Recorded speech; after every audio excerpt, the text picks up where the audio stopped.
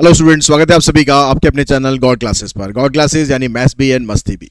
तो बच्चों, आज की जो क्लास है उसमें हम करने वाले हैं एक वन शॉट इंटीग्रल्स का। बहुत इंपॉर्टेंट टॉपिक है कैलकुलस का। तो आज का जो ये वीडियो है वो पूरा इंटीग्रल्स को डिवोटेड होगा। इंटीग्रल्स में कौन कौन से फार्मूलाज हैं, क्या क्या उसका बेसिक कंसेप्ट रहता है, कैसे आपको क्वेश्चन सॉल्व करने हैं, कब आपको सब्स्टिट्यूशन, कब आपको पार्शियल फ्रैक्शन, कब आपको बाय पार्ट्स मेथड या फिर प्रॉपर्टीज ऑफ डेफिनेट इंटीग्रल कब यूज़ करना है, सारा कुछ हम डिटेल में करेंगे। ठीक है, आज के इस वीडियो में वन शॉट ऑफ इंटीग्रल्स। आगे बढ़ने से पहले एक चीज़ और बता दूं आपको कि आपके लिए जो बोर्ड क्लासेस की प्रिपरेशन है उसके लिए गॉड क्लासेस का जो क्वेश्चन बैंक है वो ऑलरेडी अवेलेबल है। गॉड क्लासेस का जो सैम्पल पेपर है वो भी ऑलरेडी अवेलेबल है। दोनों आपको गॉड क्लासेस ऐप में जाकर मिलेंगे। तो वहाँ पर जाके आप ऐप के थ्रू जा सकते हैं या फिर आप बेटर है कि आप हमारी वेबसाइट के थ्रू जाएं www.godclasses.in। वहाँ पर जाके आप लॉगिन करें अपने नंबर से। अगर आपने ऑलरेडी लॉगिन किया हुआ है तो ठीक है, नहीं तो आप अगर नए हैं तो आप लॉगिन करें और वहाँ पर जाके आपको कोर्सेज के सेक्शन में ये दोनों के दोनों आपको सैम्पल पेपर और सीबीएस जो क्वेश्चन बैंक है ये दोनों आपको मिलेंगे। और इसके अंदर आपको डिफरेंट वैरायटी ऑफ क्वेश्चंस मिलेंगे जो आपकी बोर्ड एग्जाम की प्रिपरेशन के लिए बहुत बढ़िया है। तो आप फटाफट डिस्क्रिप्शन बॉक्स में जा सकते हैं या फिर वेबसाइट के थ्रू जा सकते हैं, जैसा भी आप लोगों के लिए कन्वीनियंट हो। तो हम स्टार्ट करते हैं अपना इंटीग्रल्स का वन शॉट। तो सारे के सारे टॉपिक जो हम इसमें डिस्कस करने वाले हैं उसमें हम देखते हैं कि जब हम इसका ज़रा एक मिनट पहले हम एक काम कर दें। तो अब यहाँ पर सबसे पहली बात आती है कि जो आपका इंटीग्रेशन होता है, इंटीग्रेशन को अगर आप समझना चाहते हैं तो आपको डिफरेंशिएशन अच्छे से समझ लेना चाहिए। इसको स्टार्ट करने से पहले अगर आपको डिफरेंशिएशन में डाउट है, डिफरेंशिएशन में आप थोड़ा सा ढुलमुल है, ठीक है, वहाँ पर अगर आपकी गड़बड़ है तो उसका मतलब है कि फिर आपको इंटीग्रेशन में प्रॉब्लम डेफिनेटली आनी ही आनी है। तो बेटर है कि आप पहले डिफरेंशिएशन अपना स्ट्रॉन्ग कर लो। डिफरेंशिएशन स्ट्रॉन्ग अगर आपका है तो आप इस वीडियो के साथ बने रहो, इसके वन शॉट को आप देखो, ठीक है, इसके क्वेश्चंस करो प्रैक्टिस। लेकिन अगर नहीं है तो पहले आप डिफरेंशिएशन स्ट्रॉन्ग करो। तो अब यहाँ पर हम बात करेंगे सबसे पहले बेसिक इंटीग्रेशंस की। इंटीग्रेशन हमें पता है कि डिफरेंशिएशन का रिवर्स प्रोसेस होता है। Integration is the reverse process of differentiation.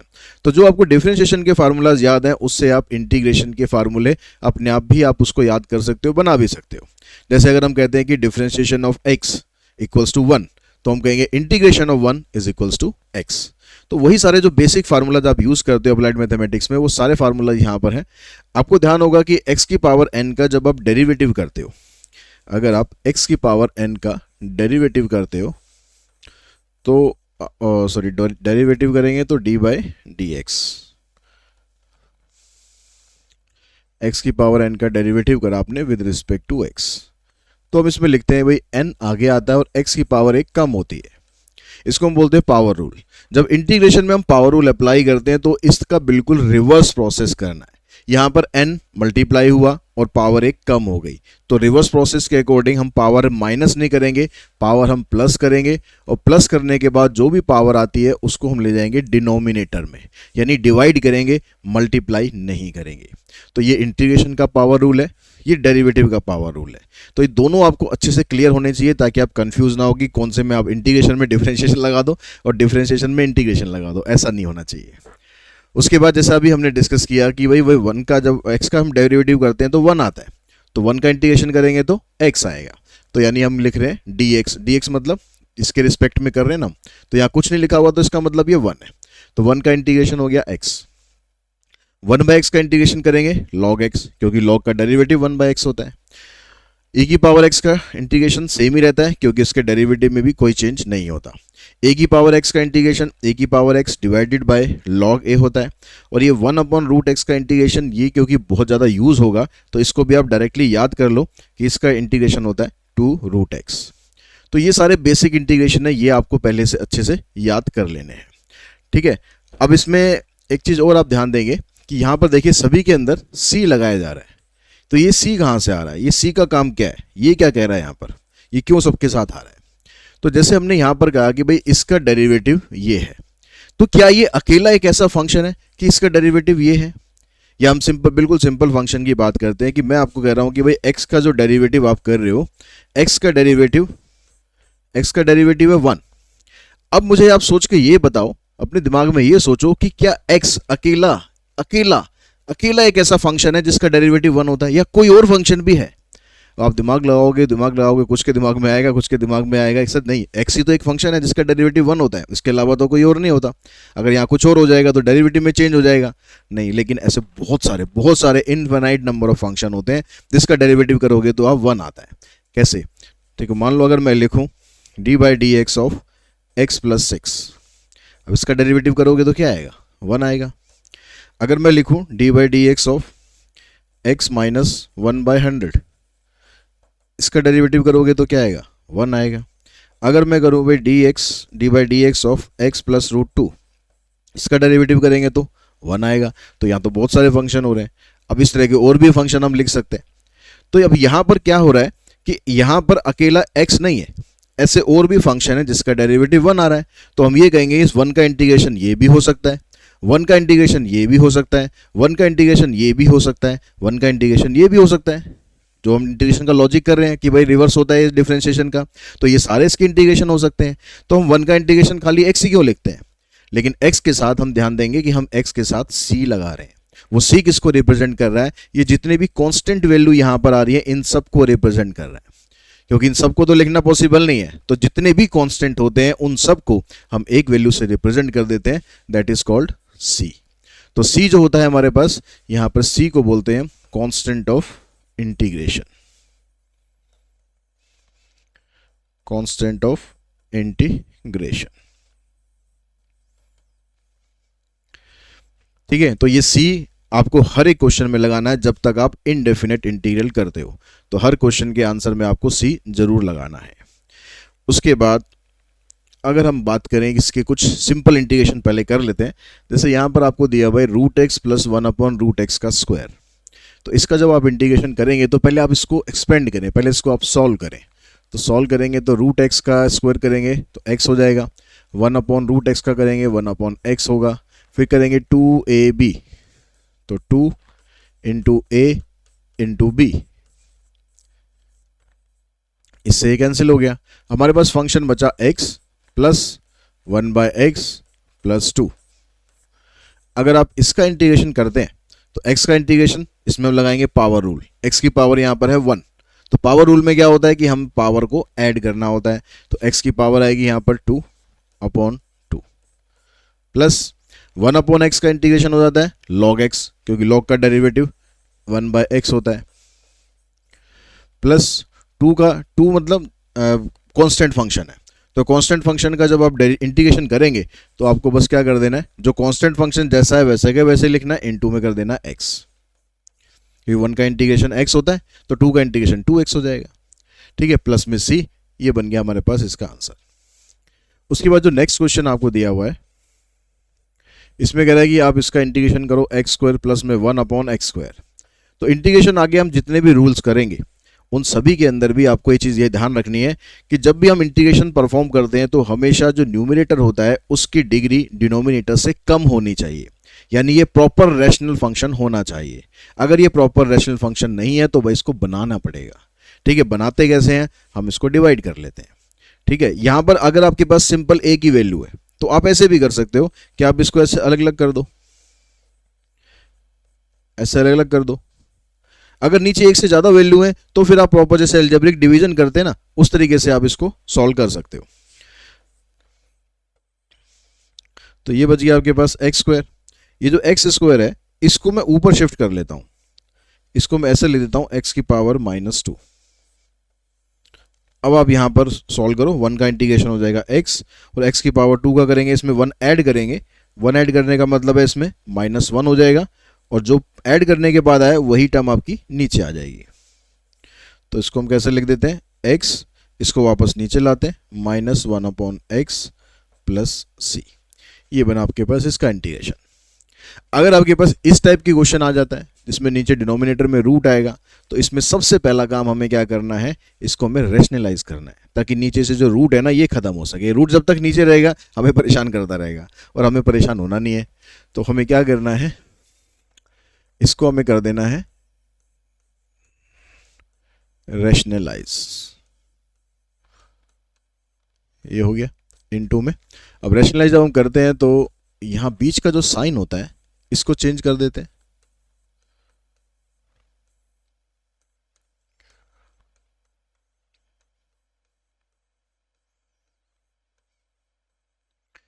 अब ऊपर तो 1 से इंटू करेंगे तो कुछ फर्क पड़ेगा नहीं, तो वो तो ऐसे का ऐसे ही रहना है।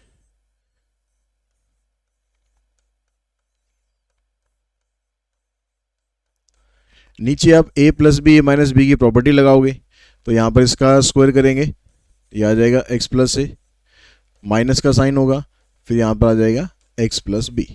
ठीक है, a plus B A minus B की प्रॉपर्टी लगाएंगे तो a square minus B square.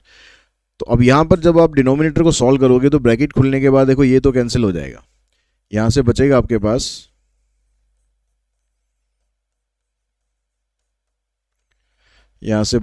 Pass a minus B. अभी तो a माइनस बी है ना, ये कांस्टेंट वैल्यू है, तो ये कांस्टेंट वैल्यू तो इसको आप बाहर ले आओ, तो इसको आप ऐसे 1/a माइनस बी कर लो। कांस्टेंट वैल्यू कहीं भी हो, किसी भी इंटीग्रेशन में हो, आप उसको जैसे डिफरेंशिएशन में करते थे ना, कांस्टेंट अगर है तो भैया उसको एज इट इज रखो, उसके साथ कोई पंगेबाजी मत करो। अगर वो खाली अकेला होता था तो हम उसको जीरो कर देते थे, लेकिन यहाँ पर इंटीग्रेशन में क्या करना है, कांस्टेंट जैसा है उसको वैसा का वैसे ही पड़ा रहना, तो उसके साथ कोई छेड़खानी मत करो।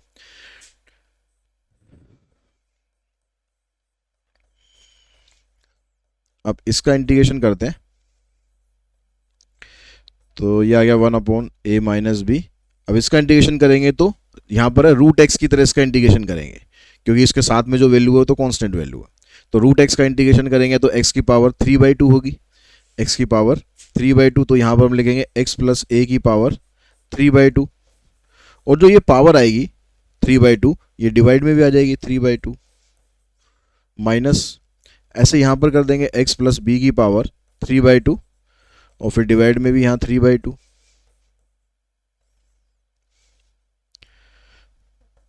प्लस में c।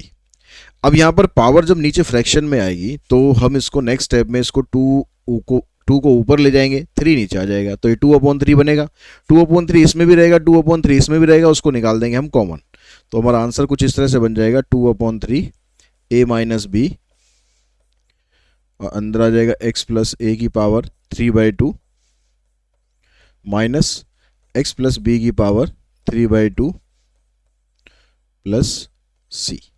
ये हमारे पास इसके तीनों के आंसर बनेंगे। इसके बाद हम बात करते हैं कि जो इंटीग्रेशन की टेक्निक्स होती हैं वो क्या क्या टेक्निक्स होती है। उसमें सबसे पहली और सबसे इंपॉर्टेंट टेक्निक है सब्स्टिट्यूशन मेथड। अब सब्स्टिट्यूशन मेथड जब आप अप्लाई करते हैं तो उसमें कुछ जगह आप ये प्रॉपर्टीज यूज कर सकते हो, जो पहली 3 प्रॉपर्टीज हैं। ठीक है, जहां पर ये पहली 3 प्रॉपर्टी यूज हो सकती है वहां पर यूज करेंगे, लेकिन जहां पर नहीं यूज हो सकती है वहां पर हम करेंगे सिलेक्शन ऑफ प्रॉपर सब्स्टिट्यूशन। तो पहले इन प्रॉपर्टीज के बारे में समझ लेते हैं, उसके बाद फिर हम प्रॉपर सब्स्टिट्यूशन पर जाते हैं। तो यहां पर ये कह रहा है कि पहली प्रॉपर्टी में अगर आपके पास कोई फंक्शन है एफ एक्स और उसका इंटीग्रेशन हम करते हैं तो वो कैपिटल एफ एक्स आ रहा है, तो अगर हम इस फंक्शन में इस x को रिप्लेस कर दे ए एक्स प्लस बी से, ए एक्स प्लस बी मतलब लीनियर फंक्शन, यानी ये प्रॉपर्टी कहां पर यूज करेंगे, जहां पर x की जगह कोई लीनियर फंक्शन रिप्लेस होता होगा। ये चीज ध्यान रखनी है, ये नहीं कि भाई आप कुछ भी रिप्लेस कर दोगे, लीनियर फंक्शन रिप्लेस होना चाहिए। तो ऐसे केस में जो इसका इंटीग्रेशन आ रहा है ना, उसके इंटीग्रेशन पे कोई फर्क नहीं पड़ेगा, वो इंटीग्रेशन वैसा का वैसे ही रहेगा, x की जगह पर ए एक्स प्लस बी ही आ जाएगा। लेकिन एक चेंज और होगा कि जो x का कोफिशिएंट होता है वो यहाँ पर डिनोमिनेटर में आ जाएगा, जो भी x का कोफिशिएंट होगा वो डिनोमिनेटर में आ जाएगा, ये एक इसमें चेंज जरूर होगा। और ये आगे जितने भी इंटीग्रेशन हम करेंगे सभी के अंदर ये प्रॉपर्टी आपको ध्यान रखनी है कि जैसे मान लो किसी भी फंक्शन में आप इंटीग्रेट करते हो, फॉर एग्जाम्पल जो आपने अभी बेसिक इंटीग्रेशन समझे, बेसिक इंटीग्रेशन में हमने करा कि भाई e की पावर x का जो इंटीग्रेशन है वो e की पावर x ही रहता है। अब मैं कह रहा हूँ यहाँ पर e की पावर 2x प्लस 5 है, तो इसका इंटीग्रेशन हम क्या करेंगे, तो इसका इंटीग्रेशन आप डायरेक्टली कर सकते हो कि आप e की पावर x का इंटीग्रेशन पता है कि e की पावर x ही रहना है, तो यानी इसके इंटीग्रेशन में यही टर्म आएगी e की पावर 2x प्लस 5। लेकिन यहाँ पर x का कोफिशिएंट है 2, x का जो कोफिशिएंट 2 है उससे हम इसको डिवाइड और कर देंगे प्लस में c, ये इसका डायरेक्ट आंसर बनेगा। तो जितने भी हमने बेसिक इंटीग्रेशन करे हैं सभी में आप ये प्रॉपर्टी यूज कर सकते हो, बस ध्यान क्या रखना है कि जो उसका इंटीग्रेशन होता है वो तो वैसे का वैसे ही लिखो, ठीक है, लेकिन जो x का कोफिशिएंट होगा उससे इसको डिवाइड में और कर देना है, बस ये इसमें प्रॉपर्टी है। ठीक है, क्वेश्चन अभी अब करेंगे और आपको क्लियर हो जाएगा कैसे आप इस प्रॉपर्टी को यूज करेंगे। नेक्स्ट प्रॉपर्टी है, उसमें कहता है कि अगर आपके पास यहाँ कोई फंक्शन है एफ एक्स, उसकी पावर कुछ भी हो, ठीक है, यहाँ पर n ले रखा हमने, पावर कुछ भी हो, अगर इसका डेरिवेटिव साथ में इनटू में है, इस फंक्शन का अगर डेरिवेटिव इनटू में है तो हम इस फंक्शन में पावर रूल अप्लाई कर देंगे। जो ये वाला फंक्शन है जिसका डेरिवेटिव दिया हुआ है मल्टीप्लाई में, उसमें हम एक पावर रूल अप्लाई कर देंगे। ठीक है, कैसे? मान लो हमारे पास एक फंक्शन है x square plus x plus 3, ठीक है, इसकी पावर है 7 इनटू में 2x प्लस 1 ऐसे दिया हुआ है। तो यहां पर ये वाला जो फंक्शन है इसका डेरिवेटिव अगर मैं देखूं तो एक्स स्क्वायर का डेरिवेटिव होता है 2x और x का डेरिवेटिव होता है 1 और 3 का तो हो जाएगा 0। तो मतलब इस फंक्शन का डेरिवेटिव यहां पर इनटू में दिया हुआ है। तो जब ऐसे सिचुएशन होगी तो आप इसका इंटीग्रेशन करने के लिए सिर्फ इसको आप यूज करेंगे और इसमें पावर रूल अप्लाई कर देंगे। मतलब हमारा आंसर क्या बनेगा? X square plus x plus 3। Power rule जब होता है तो उसमें पावर एक ऐड कर दी जाती है, 7 और प्लस 1 करेंगे 8 डिवाइडेड बाय 8 प्लस में c। ये हमारा आंसर होगा। ठीक है, उसके बाद तीसरी जो प्रॉपर्टी है उसमें क्या कहता है कि अगर आपके पास नीचे कोई फंक्शन है और उसका डेरिवेटिव ऊपर है, नीचे जो फंक्शन है उसका डेरिवेटिव ऊपर है, एग्जैक्ट पूरा का पूरा डेरिवेटिव ऊपर है, तो हमारा जो आंसर है वो सीधा लॉग में आ जाएगा। जैसे मान लो आपके पास ये नीचे फंक्शन है x square plus x plus 3, इसका डेरिवेटिव ऊपर है, तो इस नीचे वाले फंक्शन का एग्जैक्ट डेरिवेटिव ऊपर है, तो हमारा आंसर बनेगा सीधा लॉग ऑफ, डिनोमिनेटर में जो भी लिखा है वो लिख दो। यहां पर ध्यान देने वाली बात यह है कि यहां पर होल पावर नहीं लिया मैंने। ठीक है, यहां पर पावर कुछ भी हो सकती है, कोई दिक्कत नहीं है, 7 8 9 10 कुछ भी पावर हो, यहां पर आप पावर रूल लगा दोगे, लेकिन यहां पर पावर नहीं होनी चाहिए। अगर यहां पर पावर हो गई तो आपको उस पावर सहित, पावर के साथ आपको डेरिवेटिव देखना पड़ेगा कि वो डेरिवेटिव ऊपर है या नहीं है। यानी नीचे जो फंक्शन लिखा हुआ है, जैसे भी लिखा हुआ है, चाहे पावर में लिखा है, चाहे विदाउट पावर लिखा है, रूट में लिखा है, जैसा भी लिखा है, अगर उसका एग्जैक्ट डेरिवेटिव आपको न्यूमरेटर में मिल जाता है तो आप आंसर लिखेंगे सीधा कि लॉग ऑफ डिनोमिनेटर प्लस में c। ठीक है, ये तीन प्रॉपर्टी अगर आपको सब्स्टिट्यूशन में मिलती है, एक नंबर के जो छोटे क्वेश्चन होते हैं उसमें मिलेगी, या जो बड़े बड़े क्वेश्चन है उसमें बीच में जब हम इंटीग्रेशन करना होगा हमें, तो वहां पर हम ये प्रॉपर्टीज लगा सकते हैं। उसके अलावा अगर मान लो ऐसी सिचुएशन नहीं होती है तो आपको सिलेक्शन करना होगा प्रॉपर सब्स्टिट्यूशन का। सब्स्टिट्यूशन हम इसलिए यूज करते हैं ताकि जो क्वेश्चन में कॉम्प्लिकेटेड टर्म्स हैं, जो क्वेश्चन कॉम्प्लिकेटेड बन रहा है, उसको हम थोड़ा सिंपल कर सकें, क्योंकि जब तक वो सिंपल नहीं होगा तब तक हम उसको इंटीग्रेट नहीं कर पाएंगे। तो क्वेश्चन को थोड़ा सा ईजी करना है, थोड़ा सा सिंपल करना है, उसके लिए हम यूज करते हैं सब्स्टिट्यूशन मेथड। अब किसको सब्स्टिट्यूट करना चाहिए, किसको करना चाहिए सब्स्टिट्यूट, ये सबसे इंपॉर्टेंट बात होती है। ये आपको समझ में आ जाए तो सब्स्टिट्यूशन मेथड अब बहुत आसान हो जाता है आप लोगों के लिए। लेकिन अगर यही समझ में नहीं आया कि भाई किसको सब्स्टिट्यूट करना है, तो फिर मामला जो है वो गड़बड़ हो जाता है, फिर आप परेशान होते हैं, सर इंटीग्रेशन बड़ा टफ है, वो हो नहीं रहा। वो इसीलिए नहीं होता क्योंकि हम बेसिक चीज़ों को इग्नोर कर देते हैं कई बार।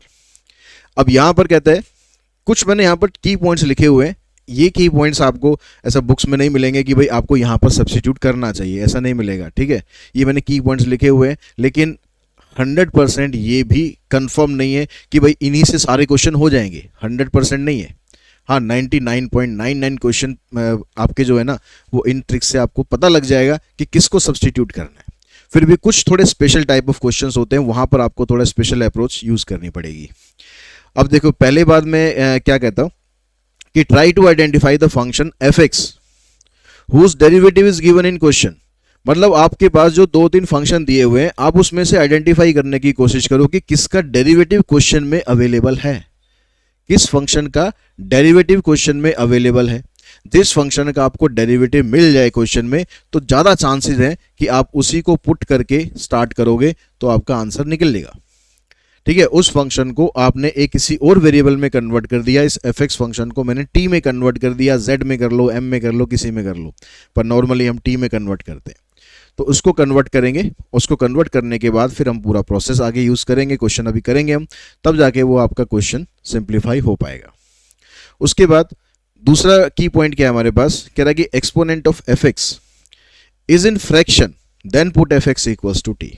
अगर आपके पास जो फंक्शन दिया हुआ है उसकी पावर फ्रैक्शन में है, उसकी पावर मान लो कह रहे हैं कि भाई x² प्लस समथिंग समथिंग, इसकी पावर 3/2 या उसकी पावर 7/8, तो उसको तो आप भाई सिंप्लीफाई कर ही नहीं सकते हो। ठीक है, अगर मान लो क्वेश्चन में खाली ये वाली टर्म होती, ये वाली टर्म ही नहीं होती, तो हम इसमें पावर में मान लो पावर में फ्रैक्शन और कर दूं मैं, तो इसको सॉल्व करना मुश्किल हो जाएगा। ठीक है, तो ऐसे क्वेश्चन में हम क्या करेंगे, इसी फंक्शन को हम t मानेंगे, इसको सब्स्टिट्यूट करेंगे और उसके बाद फिर हम आगे बढ़ेंगे। तीसरा की पॉइंट क्या होता है, if x is replace by some other function in log x और e raise to power x। जो लॉगरिथमिक फंक्शन होते हैं या एक्सपोनेंशियल फंक्शन होते हैं, इसमें जो नॉर्मल जो यूजुअल फंक्शन होता है उसमें होता है कि यहाँ पर log के साथ x होता है, ठीक है, यहाँ पर e के साथ ex होता है। तो अगर यहाँ पर x या e की पावर x की जगह पर, x की जगह मतलब कुछ और दे रखा हो, x की जगह कुछ और दे रखा हो, कुछ भी और दे रखा हो, तो आप उसमें उसको t पुट करके सॉल्व कर सकते हैं।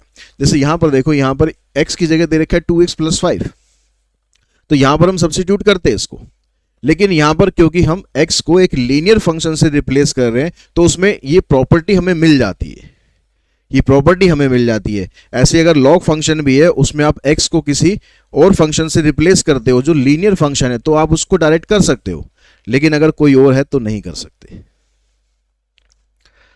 तो हमें ये आइडेंटिफाई करना है कि अगर x की जगह कोई भी अगर हम दूसरा फंक्शन रिप्लेस करते हैं, अगर देखो लीनियर फंक्शन है तो हम डायरेक्ट ये वाली प्रॉपर्टी लगा सकते हैं, लेकिन इसके अलावा कुछ और फंक्शन आ गया, जैसे मैं कहता हूँ कि e की पावर x³ + 2x ऐसे आ गया, तो उसमें आप फिर ये प्रॉपर्टी नहीं लगा सकते क्योंकि ये प्रॉपर्टी तो सिर्फ लीनियर फंक्शन वाले में लगेगी।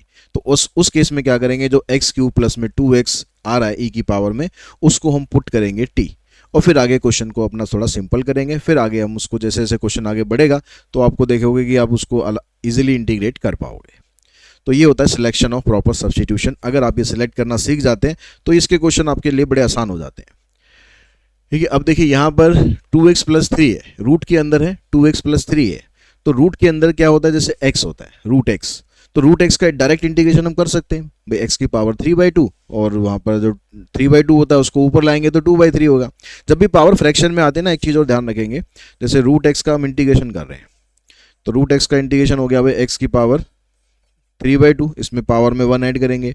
अब ये 3/2 अपॉन में आता है तो अपॉन में 3/2 लिखने की जगह आप सीधा इसको रेसिप्रोकल करके लिख दो 2/3, अभी पीछे भी हमने क्वेश्चन में किया था। ठीक है, तो जो भी पावर आती है उसका रेसिप्रोकल करके आप यहाँ पर लिख दो। अब यहाँ जो फंक्शन है यहाँ पर ये रूट x नहीं है, यहाँ पर रूट 2x + 3 है, तो आप क्या करो, यहाँ पर इस यही वाला तरीका अप्लाई करो, इसका इंटीग्रेशन डायरेक्टली हो जाएगा 2x + 3 की पावर 3/2, और यहाँ पर 2/3 आ गया। ठीक है, अभी कंप्लीट नहीं हुआ, क्यों नहीं हुआ कंप्लीट, क्योंकि यहाँ पर x का एक कोफिशिएंट है 2, तो आपको इसको 2 से भी डिवाइड करना है प्लस में c। ठीक है, ये हमने प्रॉपर्टी यूज कर दी। अब ये वाला 2 उठा के यहां पर लाओ 3 के साथ,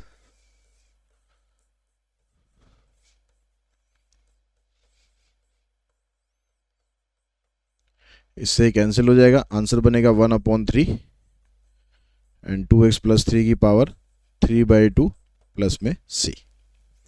ठीक है, अब यहां पर देखो e की पावर 4 - 5x, तो ये भी एक लीनियर फंक्शन है तो डायरेक्टली इंटीग्रेट करेंगे, तो e की पावर 4 - 5x सेम ही रहता है, और x का जो कोफिशिएंट है -5 है तो यहाँ पर डिवाइड में -5 आ गया प्लस में c आ गया। यहाँ पर कहता है a की पावर x + a की पावर -x का होल स्क्वायर है। अब यहाँ पर पहले होल स्क्वायर है, पहले उसका इलाज हमें करना पड़ेगा होल स्क्वायर का, उसके बाद फिर हम आगे सोचेंगे। तो उसके लिए हम इसका स्क्वायर करते हैं, तो इसका स्क्वायर करेंगे तो a की पावर 2x हो गया, इसका स्क्वायर करेंगे तो a की पावर -2x हो गया, उसके बाद फिर 2a भी करेंगे तो 2 × में a × में b। ठीक है, ये आ गया। तो इसको आप a की पावर 2x, a की पावर -2x, इन दोनों को सिंप्लीफाई करेंगे तो आ जाएगा प्लस में 2, क्योंकि ये दोनों आपस में कैंसिल हो गए। अब ये आपके पास क्वेश्चन बन गया, अब आपको इसको इंटीग्रेट करना है। अब इसको इंटीग्रेट करने के लिए जैसे आप a की पावर x का इंटीग्रेशन अभी हमने पढ़ा था कि भाई a की पावर x का इंटीग्रेशन होता है a की power x divided bye log a, तो वही प्रॉपर्टी आप यहाँ पर लगा दो कि a की power 2x bye log a। ठीक है, a की जो पावर होती है वैसे की वैसी रहती है और नीचे log a आ जाता है, लेकिन यहाँ पर x का कोफिशिएंट है 2, तो इसको हम 2 से डिवाइड और कर देंगे। सेम यही काम हम यहाँ पर करेंगे, a की power -2x divided by log a, और यहाँ -2 है तो यहाँ से -2 से डिवाइड कर देंगे, और 2 का हो जाएगा 2x प्लस में c। तो हमारा आंसर क्या बन गया, यहाँ से अगर हम 2 log a को कॉमन निकाल दें तो ये बन गया a की पावर 2x माइनस a की power -2x plus 2x plus में c, ये हमारा इसका आंसर बनेगा। उसके बाद देखिए नेक्स्ट क्वेश्चन पे चलते हैं। अब यहाँ पर कहता है e की पावर 2x प्लस e की पावर माइनस 2x डिवाइड में e की पावर 2x माइनस e की पावर माइनस 2x। अब यहाँ पर अगर आप नीचे वाले फंक्शन को देखो, अगर आप डिनोमिनेटर को देखो तो e की पावर 2x का डेरिवेटिव e की पावर 2x, ठीक है, e की पावर 2x का जो डेरिवेटिव होता है ये क्या होता है e की पावर 2x और फिर 2x की वजह से 2 और आएगा, और e की पावर माइनस 2x का डेरिवेटिव तो माइनस e की पावर माइनस 2x और फिर माइनस 2 और आ जाएगा, यानी माइनस माइनस मिलकर प्लस हो जाएगा। तो इसका डेरिवेटिव ये बन रहा है, इसका डेरिवेटिव ये बन रहा है। अब आप न्यूमरेटर को देखो कि क्या ये दोनों चीज़ें आपके पास आ रही हैं। e की पावर 2x आ रहा है, e की पावर माइनस 2x आ रहा है, लेकिन बस 2 नहीं आ रहा। ये 2 जो दोनों में यहाँ मल्टीप्लाई हो रहा है वो नहीं आ रहा।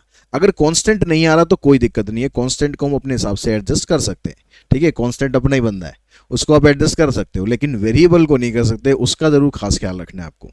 तो यहाँ पर हम क्या कर सकते हैं, इस इक्वेशन को हम 2 से मल्टीप्लाई कर देते हैं, न्यूमरेटर को 2 से मल्टीप्लाई कर देते हैं। अब इसको बैलेंस करने के लिए आपको 2 से डिवाइड भी तो करना पड़ेगा ना, ठीक है, अपना ही बंदा है, लेकिन उसके साथ भी थोड़ा सा सावधानी रखनी है। जो काम अपनी तरफ से आप मल्टीप्लाई कर रहे हो तो उसको बैलेंस करने के लिए डिवाइड भी करना है, बैलेंसिंग जरूर रखनी है, ठीक है, ये नहीं करना कि आपको एक तरफा काम कर देना है। अब ऐसा हमने क्यों करा, क्योंकि यहां पर हमारे पास प्रॉपर्टी बन गई। प्रॉपर्टी कौन सी बन गई कि अगर नीचे वाला फंक्शन आपके पास f(x) है और इसका डेरिवेटिव आपके पास ऊपर है तो आप इसका आंसर डायरेक्टली लॉग में लिख सकते हो। तो हमारे पास जो नीचे ये फंक्शन था इसका एग्जैक्ट डेरिवेटिव अब हमें ऊपर मिल गया, तो हमारा आंसर बन गया 1/2 log ऑफ e की पावर 2x माइनस e की power minus 2x plus c, ठीक है। ऐसे यहां पर देखो x² का डेरिवेटिव 2x होता, लेकिन यहां पर तो x दिया हुआ है। e की पावर 2x का डेरिवेटिव e की पावर 2x होता, लेकिन साथ में इनटू में 2 भी होता, तो यानी यहां पर भी 2 की कमी है। तो यहां भी आप 2 से मल्टीप्लाई कर दो, 2x और 2 e की पावर 2x, बैलेंस करने के लिए 1/2, ये बन गया। तो इसमें भी आप 1/2 इनटू में log x² प्लस e की पावर 2x प्लस में c। यहां पर आपके पास है 1/√x प्लस में x, ठीक है। ये क्वेश्चन आपको कई जगह मिलेगा, कई बार मिलेगा। तो ऐसे क्वेश्चन में आपको पहले क्या कर लेना है कि यहां पर जो x की पावर यहां कॉमन निकल सकती है उसको कॉमन निकाल दो। तो यहां से √x में कॉमन निकाल देता हूं, तो यहां पर रह जाएगा 1। x में से अगर आप √x कॉमन निकालोगे तो √x ही बचेगा। अब ऐसा हम क्यों कर रहे हैं, अगर हम इस वाले फंक्शन को देखें 1 प्लस √x, तो इसका अगर हम डेरिवेटिव करें तो 1 का डेरिवेटिव 0 और √x का डेरिवेटिव 1/2√x। तो आपको 1/2√x तो नहीं दिया, लेकिन 1/√x तो दिया ही हुआ है यहाँ पर, 1/√x ऐसे तो दिया ही हुआ है। यानी इसको मैं ऐसे लिख सकता हूँ ना, थोड़ा और समझने के लिए आप ऐसे कर सकते हो कि 1/√x divided by 1 plus √x, इसको आप ऐसे लिख सकते हो। तो अगर आप देखो कि यहाँ पर बस एक 2 की कमी है, तो ये 2 मेरे को लाने के लिए क्या कर देना है, 2 से यहाँ मल्टीप्लाई और 2 से यहाँ ऊपर भी मल्टीप्लाई, ठीक है। तो अब क्या होगा आपके पास कि ये वाला जो फंक्शन है इसका एग्जैक्ट डेरिवेटिव आपको ऊपर मिल गया। तो जब इसका ऊपर एग्जैक्ट डेरिवेटिव आपके पास आ गया तो आंसर क्या बन गया आपका, 2 log ऑफ 1 प्लस √x, ठीक है। बहुत से बच्चे कहते हैं कि सर ये क्या, ये तरीका हम बोर्ड में यूज कर सकते हैं? बिल्कुल यूज कर सकते हो यार, बिल्कुल यूज कर सकते हो। आप बस क्या करोगे कि जब आपने ये तरीका यूज किया तो आप यहां लिख देंगे यूजिंग दिस, ठीक है, यूजिंग दिस प्रॉपर्टी। आगे इसका जो आंसर है ये log ऑफ f(x), ये प्रॉपर्टी बनाई इसलिए गई है ताकि आप इनको डायरेक्टली यूज कर सको, ठीक है। कई बार कोई इंटीग्रेशन में कुछ बड़े बड़े क्वेश्चन होते हैं, अगर आप उसमें हर एक स्टेप फॉलो करोगे तो बहुत लंबा क्वेश्चन हो जाता है। तो उसमें अगर आपको लगता है कि ये प्रॉपर्टी कहीं लग सकती है तो लगाओ, ठीक है। तो आप बेधड़क लगाओ उसको, ये प्रॉपर्टीज को, क्योंकि अगर पर्टिकुलर इसका क्वेश्चन आया तो वो 1 नंबर में आएगा, इससे ज़्यादा कहाँ आएगा नहीं। बाकी आगे के क्वेश्चन में अगर ये मिक्सअप होके आता है तो फिर बात अलग होती है। अब यहाँ पर देखो, यहाँ पर ये x है और ये √x प्लस 2 है। अब यहाँ पर आप प्रॉपर्टी कोई भी आपकी नहीं बन रही है, ऐसा कुछ नहीं बन रहा कि हमारे पास जो फंक्शन दिया हुआ है उसका कुछ डेरिवेटिव मल्टीप्लाई में हो या डेरिवेटिव ऊपर न्यूमरेटर में हो, ऐसा कुछ नहीं दिया हुआ। तो अब यहाँ पर हम जाएंगे सिलेक्शन ऑफ प्रॉपर सब्सटीट्यूशन पे। अब सिलेक्शन ऑफ प्रॉपर सब्सटीट्यूशन ये कहता है, ठीक है, उसमें एक पॉइंट में हमने ये पढ़ा था कि जो फंक्शन है उसकी अगर पावर फ्रैक्शन में दे रखी हो तो आप उसको टी पुट कर लो। तो यहाँ पर हम वही वाली प्रॉपर्टी यूज़ करेंगे, क्योंकि यहाँ x है, यहाँ x+2 है, तो यहाँ डेरिवेटिव वाला कोई रोल नहीं आ रहा, क्योंकि इसका डेरिवेटिव करेंगे 1 आएगा, इसका डेरिवेटिव करेंगे 1 आएगा, उससे कुछ हमें फ़ायदा होगा नहीं। तो हम यहाँ पर जाएंगे कि इसकी जो पावर है ये फ्रैक्शन में है, तो हम इसको पुट करेंगे, put x+2 equals to T. और जब हम पुट करते हैं तो इसका हम डेरिवेटिव करते हैं विद रिस्पेक्ट टू टी। तो इसका हम डेरिवेटिव करेंगे तो यहाँ पर आ जाएगा 1, ठीक है, और विद रिस्पेक्ट टू टी कर रहे हैं तो dx/dt ऐसे आएगा, प्लस में 2 का 0 हो जाएगा और इधर पर आ जाएगा 1। अगले स्टेप में आप इसको इधर ले जाएंगे। तो आप नॉर्मली देखोगे इंटीग्रेशन में जब भी आप देखोगे ना कहीं, तो ये वाला स्टेप नॉर्मली हम मिस कर देते हैं, इसको हम लिखते नहीं हैं, हम सीधा ये कर देते हैं।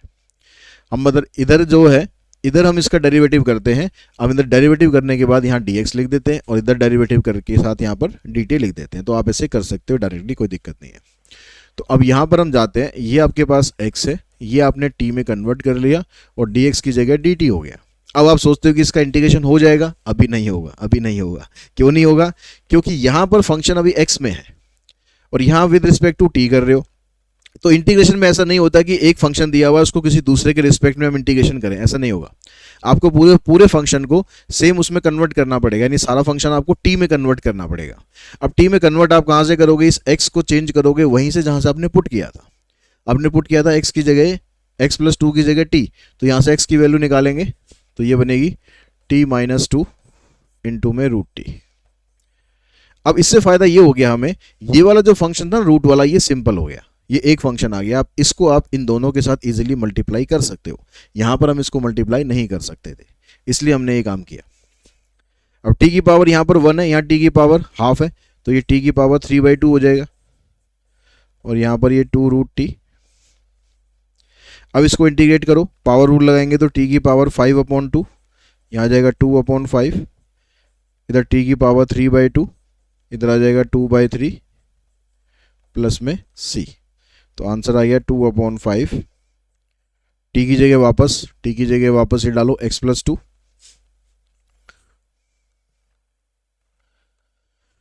तो t की जगह वापस x+2 की पावर 5/2 माइनस 4/3 x+2 की पावर 3/2 प्लस c। ठीक है, ये आंसर बना इसका।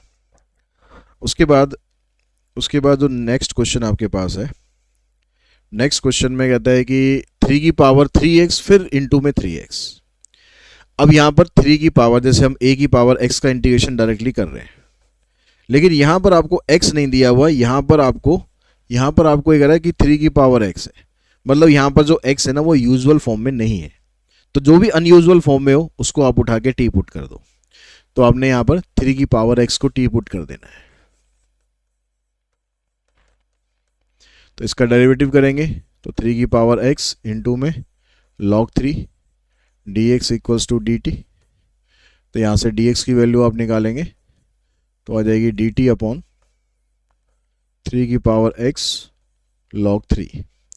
तो इंटीग्रेशन क्या बना आपका 3, इसको हमने मान लिया था t, 3 की पावर x इंटू है और dx की जगह dt अपॉन में 3 की पावर x log 3।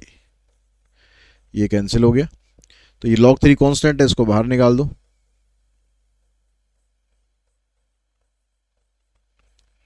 अब रही आपके पास 3 की पावर t dt। अब जैसे हम a की पावर x का करते थे वैसे ही हम इसका करेंगे, तो इसका आ जाएगा, ये तो बाहर ऐसा कैसे रहेगा, इसका आ जाएगा 3 की पावर t अपॉन में log 3 प्लस c। अब t की जगह पर वापस आप ये डाल देंगे तो 3 की पावर x, नीचे log 3 दो बार आ रहा है, तो ये बन जाएगा log 3 का स्क्वायर प्लस में c। ये इसका आंसर बनेगा।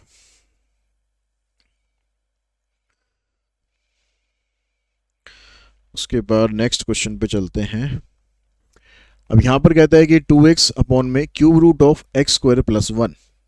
अब यहाँ पर देखो ये जो x² + 1 है इसका अगर हम डेरिवेटिव करें, एक्स स्क्वायर प्लस 1 का डेरिवेटिव करें तो 2x आएगा, और 2x आपको न्यूमरेटर में दिया हुआ है। ठीक है, आप सोचोगे डायरेक्ट प्रॉपर्टी लगेगी, नहीं लगेगी, डायरेक्ट नहीं लगेगी, क्योंकि यहाँ पर ये क्यूब रूट भी तो है ना। अगर ये ऐसे होता, अगर ये ऐसे होता भाई एक्स स्क्वायर प्लस 1 और 2x, तो आंसर आ जाता हमारा log of x square plus 1। ठीक है, लेकिन यहाँ पर ये खाली ये नहीं है, यहाँ पर ये क्यूब रूट है, तो इसमें आपको प्रॉपर सब्स्टिट्यूशन पे जाना पड़ेगा। इसमें आप पुट करेंगे एक्स स्क्वायर प्लस 1 को t, तो आ जाएगा 2x dx equals to dt। तो ये 2x dx से सारा खत्म, dt बचा, और यहाँ पर आ जाएगा 1 upon cube root of t, और इधर आ जाएगा आपके पास dt। अब ये क्यूब रूट ऑफ t मतलब t की पावर 1/3। अब इसको आप न्यूमरेटर में लेके जाओगे तो ये बन जाएगा t की पावर -1/3।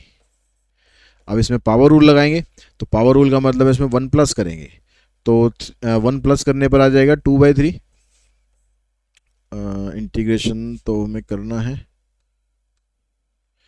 तो ये बन जाएगा t की पावर 2/3, यहाँ आ जाएगा 3/2 प्लस में c। अब यहाँ पर t की जगह आप वैल्यू डाल देना, तो ये बना एक्स स्क्वायर प्लस 1 की पावर 2/3 प्लस में c। ठीक है, यहाँ पर देखो, यहाँ पर a की पावर x का अगर आप डेरिवेटिव करते हैं तो बनता है a की पावर x इंटू में log a। तो कुछ ऐसा आपको दिया हुआ है ऊपर। ठीक है, x की पावर a का करते हैं तो इसमें a आगे आ जाएगा x की पावर a-1। तो यहाँ भी कुछ ऐसा दिया हुआ है। बस थोड़ा सा यहाँ पर गड़बड़ क्या है, ये जो a की पावर x-1 है ये हमें नहीं चाहिए, हमें खाली a की पावर x चाहिए। तो हम इसको ऐसे लिख सकते हैं a की power x divided bye a,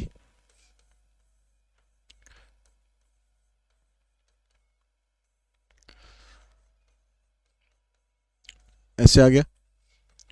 अब ये न्यूमरेटर के अंदर अगर आप एलसीएम लेते हैं तो a एलसीएम आ गया, तो यहाँ आ जाएगा a की power x log a plus ax a की पावर -1, और ये वाली टर्म आपकी डिवाइड में ये है ही। अब ये वाला जो a है ना, ये कांस्टेंट वैल्यू है, इसको बाहर शिफ्ट कर लो, तो ये बन जाएगा 1 अपॉन a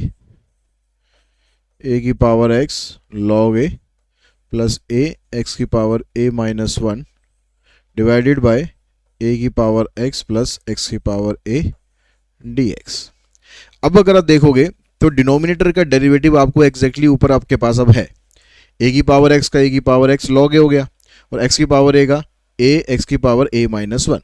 तो नीचे वाले का एग्जैक्ट डेरिवेटिव ऊपर हो गया। अब आप यहाँ पर सिलेक्शन ऑफ प्रॉपर सब्स्टिट्यूशन में जाने की बजाय डायरेक्टली कर सकते हो, क्योंकि नीचे का डेरिवेटिव आपको ऊपर मिल गया, तो आप सीधा आंसर लिख सकते हो 1 upon a log of a की पावर x प्लस x की पावर a प्लस में c। ठीक है, ये आपका आंसर बना। उसके बाद देखिए जो नेक्स्ट मेथड है वो है हमारे पास पार्शियल फ्रैक्शन। अब पार्शियल फ्रैक्शन की जो क्वेश्चन है उनको सॉल्व करने के लिए क्वेश्चन कंपैरेटिवली आसान होते हैं, बस आपको एक बार समझ आना है कि किस तरह के क्वेश्चन में आपको पार्शियल फ्रैक्शन लगाना है। जब भी आपको ये वाला फॉर्मेट दे रखा होगा तो आपको उसमें पार्शियल फ्रैक्शन ही यूज़ करना होता है। ठीक है, इसमें क्या होता है, जैसे यहाँ डिवाइड, ऊपर आपके पास कोई फंक्शन दे रखा है पी एक्स प्लस क्यू, मतलब लीनियर फंक्शन है, या खाली पी भी दे रखा है या क्यू भी दे रखा है। नीचे आपके पास ये दो फंक्शन है यहाँ पर। ठीक है, दोनों का फैक्टर हमने कर रखा है, फैक्टर करने के बाद ये दो फंक्शन आपके पास हैं। तो आप इन दोनों को ऐसे जब पुट करेंगे तो आप इसको, इस पूरे फंक्शन को पुट करेंगे ऐसे a अपॉन में x माइनस ए। यहाँ पर ये जो टर्म आती है x माइनस ए, इसको एज इट इज लिख देना है, और b अपॉन में x माइनस बी। उसके बाद हम ये a और b की ना वैल्यू निकालेंगे, वैल्यू निकाल कर यहाँ पर हम पुट करेंगे, और पुट करने के बाद फिर हम इसका इंटीग्रेशन करेंगे। ठीक है, उसके बाद अगर हम इसका जो सेकंड फॉर्मेट देखें,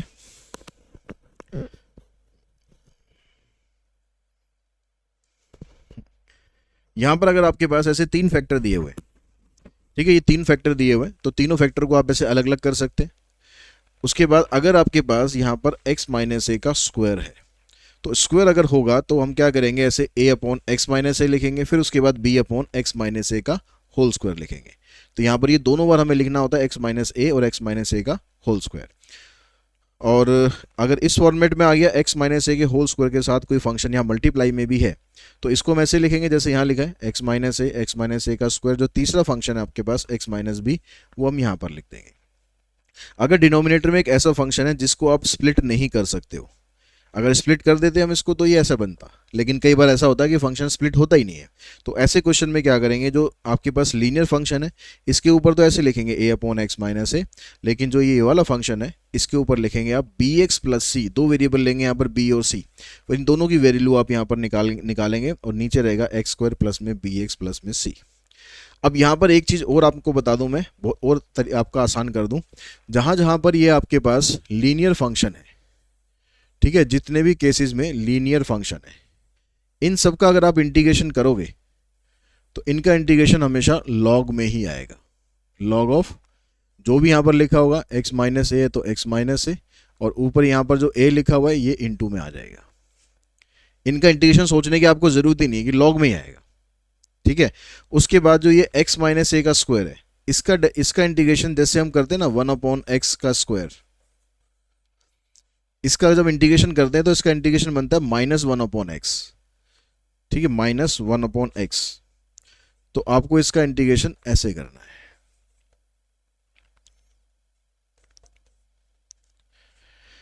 तो ये दोनों का इंटीग्रेशन आपको ऐसे करना है, और इनका इंटीग्रेशन आएगा तो ये तो आपका हमेशा लॉग में ही आएगा। ये वाला डिपेंड करेगा कि यहाँ पर बी और सी की वैल्यू क्या आती है, उसके बाद हम डिसाइड करेंगे कि इसको इंटीग्रेट आपको कैसे करना है। उसके बाद देखिए अब नेक्स्ट इसके क्वेश्चन से हम समझते हैं कि कैसे आपको इसको करना चाहिए। यहाँ पर कहता है कि 1 upon x minus 1 x plus 3, दो फैक्टर है, तो दो फैक्टर है तो इसको हम पुट करेंगे 1 upon x minus 1 into x plus 3 is equals to A upon x minus 1 B upon x plus 3, ठीक है। उसके बाद यहाँ पर राइट हैंड साइड में एलसीएम लेंगे, इधर हम इसको ऐसे लिखते हैं, अभी यहाँ आपने एलसीएम लिया तो ए के साथ ये इनटू होगा और बी के साथ x माइनस 1, ये डिनोमिनेटर हो जाएगा कैंसिल, हमारे पास ये बचा।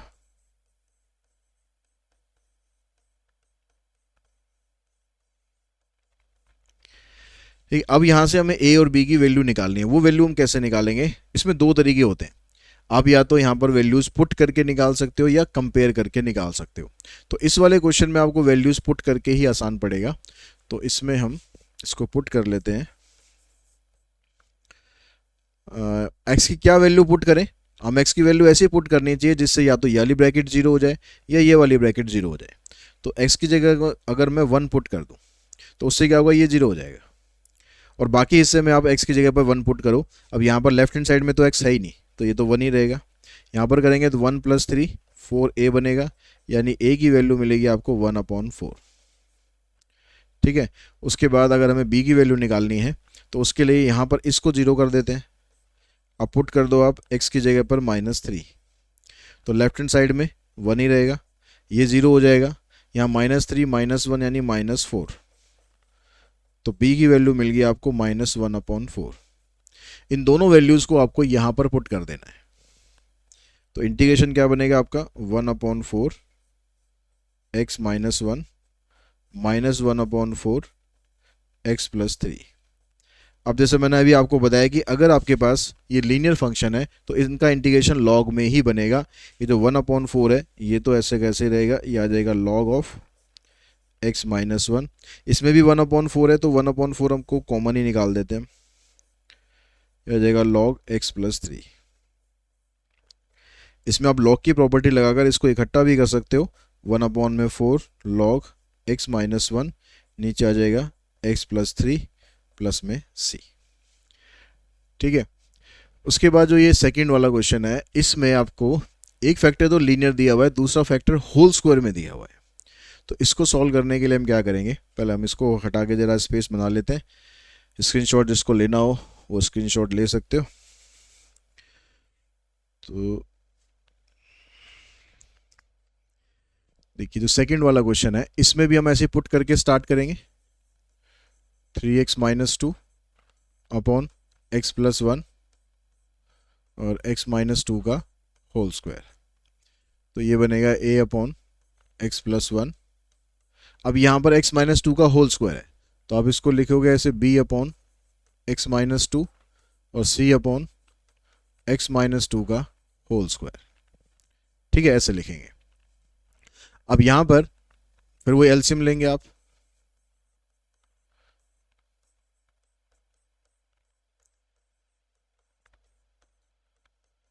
एलसीएम लेंगे तो आपको देखो यहां पर x प्लस वन तो एलसीएम में आएगा, और x माइनस टू और x माइनस टू का स्क्वायर है, तो x माइनस टू का स्क्वायर जो है ये एलसीएम में आएगा।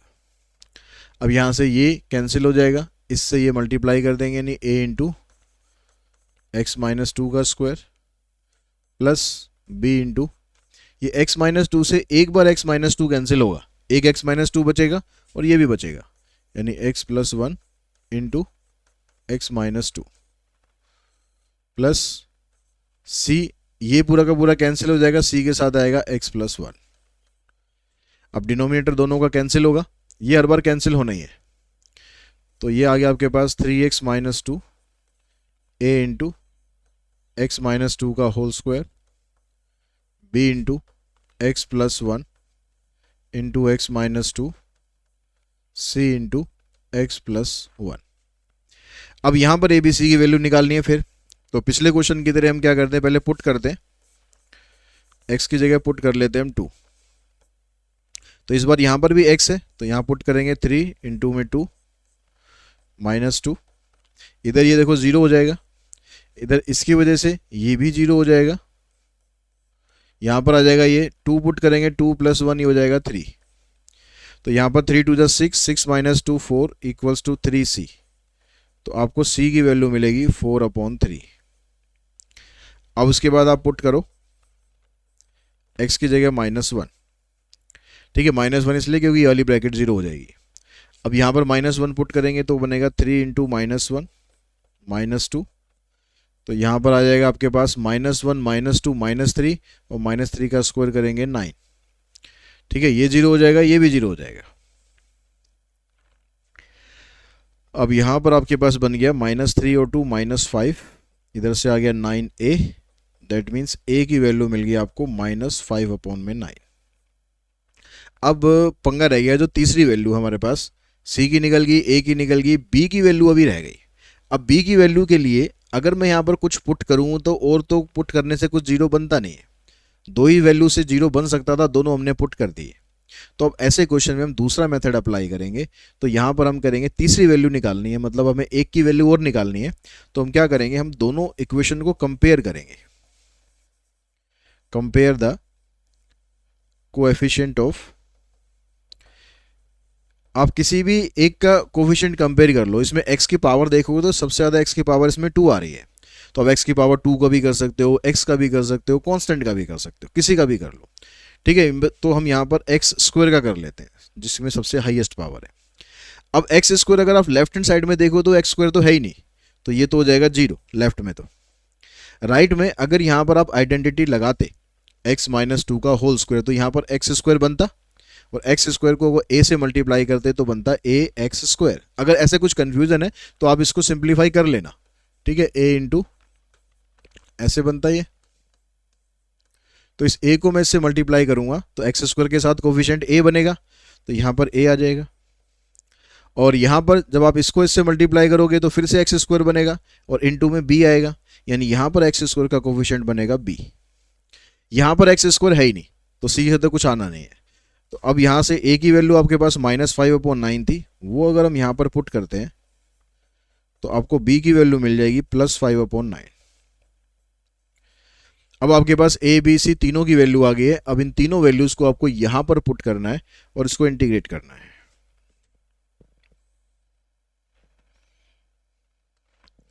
तो इंटीग्रेशन हमारा क्या बना, a की वैल्यू कितनी थी -5/9 x प्लस 1, b की वैल्यू है 5/9 x माइनस 2, c की वैल्यू हमारे पास है, c की वैल्यू 4/3।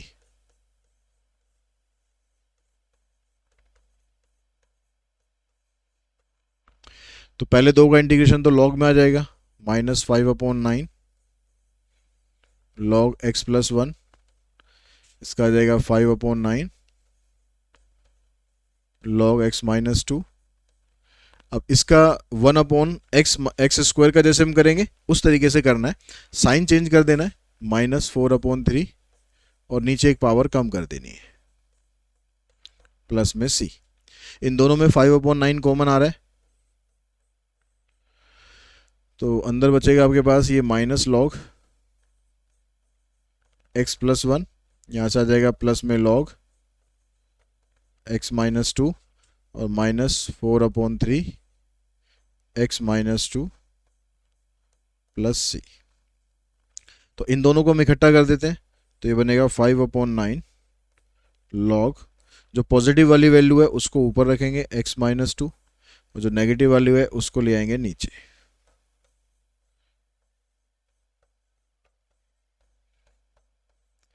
ये बना हमारा इसका आंसर। अब देखिए जो तीसरा क्वेश्चन है इसमें आपको दिया हुआ है 2x - 3 और नीचे जो x² - 1 है इसके दो फैक्टर बन जाएंगे। एक फैक्टर बनेगा ऐसे x - 1 x + 1 और दूसरा फैक्टर आ गया 2x प्लस में 3। तो अब आपके पास ये नीचे तीन फैक्टर आ गए, तो जब आप इसमें पुट करेंगे तो 2x - 3 अपॉन x - 1 x + 1 2x + 3 is equals to a upon x - 1 b upon x + 1 c upon 2x + 3। ठीक है, फिर एलसीएम लेंगे।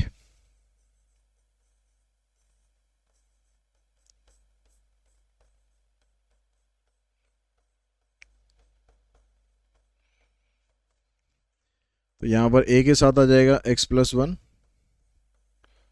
2x + 3, b के साथ आएगा x - 1 2x + 3 और c के साथ आएगा x - 1 एंड x + 1, और जो एलसीएम आएगा उसमें ये तीनों टर्म आ जाएंगी।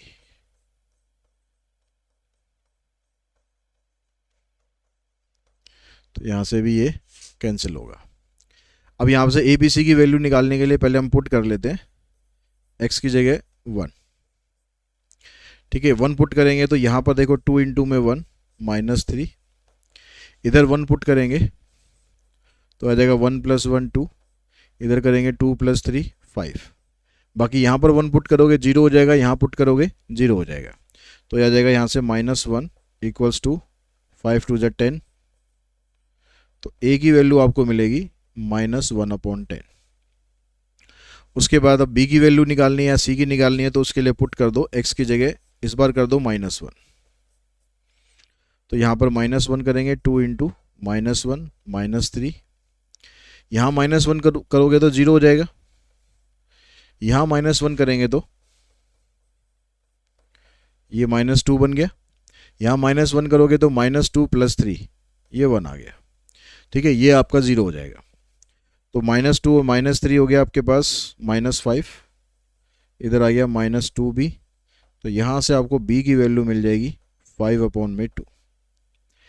अब c की वैल्यू निकालने के लिए पुट करो आप x की जगह -3/2, क्योंकि जब आप यहाँ से -3/2 पुट करोगे तब ये 0 होगा। तो आपको ध्यान रखना है कि 0 करना है आपको। ठीक है, ये नहीं कि रैंडमली उठा के कुछ भी आपने पुट कर दिया। यहाँ पर करेंगे 2 × में -3/2 -3, यहाँ पुट करोगे ये 0 हो जाएगा, यहाँ पुट करेंगे ये 0 हो जाएगा, वहाँ पुट करो तो यहाँ -3/2 और -1 तो हो जाएगा -5/2, और इधर आ जाएगा -3/2 प्लस में 1 यानी -1/2। यहाँ से ये कैंसिल हो जाएगा, -3 -3 -6, ये बन जाएगा 5/4c। तो c की वैल्यू हो गई -24/5। तो a b c आपके पास तीनों की वैल्यू आ गई। ठीक है, अब इनकी वैल्यू निकालने के बाद आपको अब इसको करना है इंटीग्रेट। तो इंटीग्रेट करेंगे इसे,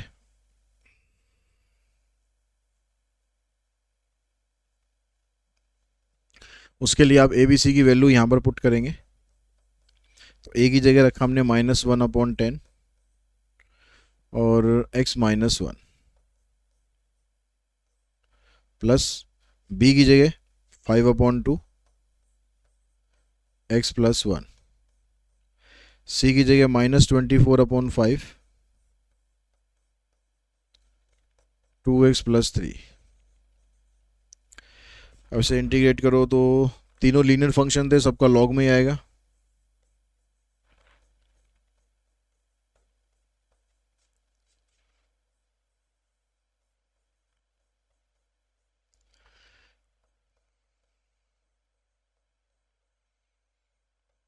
यहाँ पर लास्ट वाले में एक चीज़ ध्यान रखेंगे कि यहाँ पर जो x है उसका कोफिशिएंट 2 है, तो 2 से डिवाइड और करना है। सबसे पहले जो बेसिक में हमने समझा था कि अगर लीनियर फंक्शन से रिप्लेस होगा तो उसके कोफिशिएंट से आपको डिवाइड और करना है।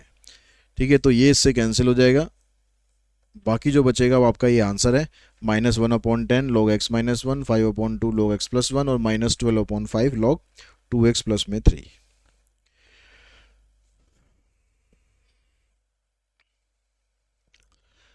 अब यहाँ पर देखिए, अगर इस तरह का क्वेश्चन आता है, ये भी पार्शियल फ्रैक्शन का ही क्वेश्चन है, लेकिन अगर इस तरह का क्वेश्चन आता है तो यहाँ पर क्या है, x की पावर n है, यहाँ पर है x, तो यहाँ पर x की पावर कितनी भी हो, 2 3 4 5 6 कुछ भी हो, तो आप पहला काम यहाँ पर क्या करो, आप यहाँ मल्टीप्लाई करो, multiply numerator and denominator by x raise to power n minus one. जितनी भी पावर यहाँ पर होगी उससे एक पावर कम करनी है और फिर मल्टीप्लाई कर देना है। तो यहाँ पर इस हिसाब से ऊपर हमने मल्टीप्लाई कर दिया, हमने नीचे भी मल्टीप्लाई कर दिया,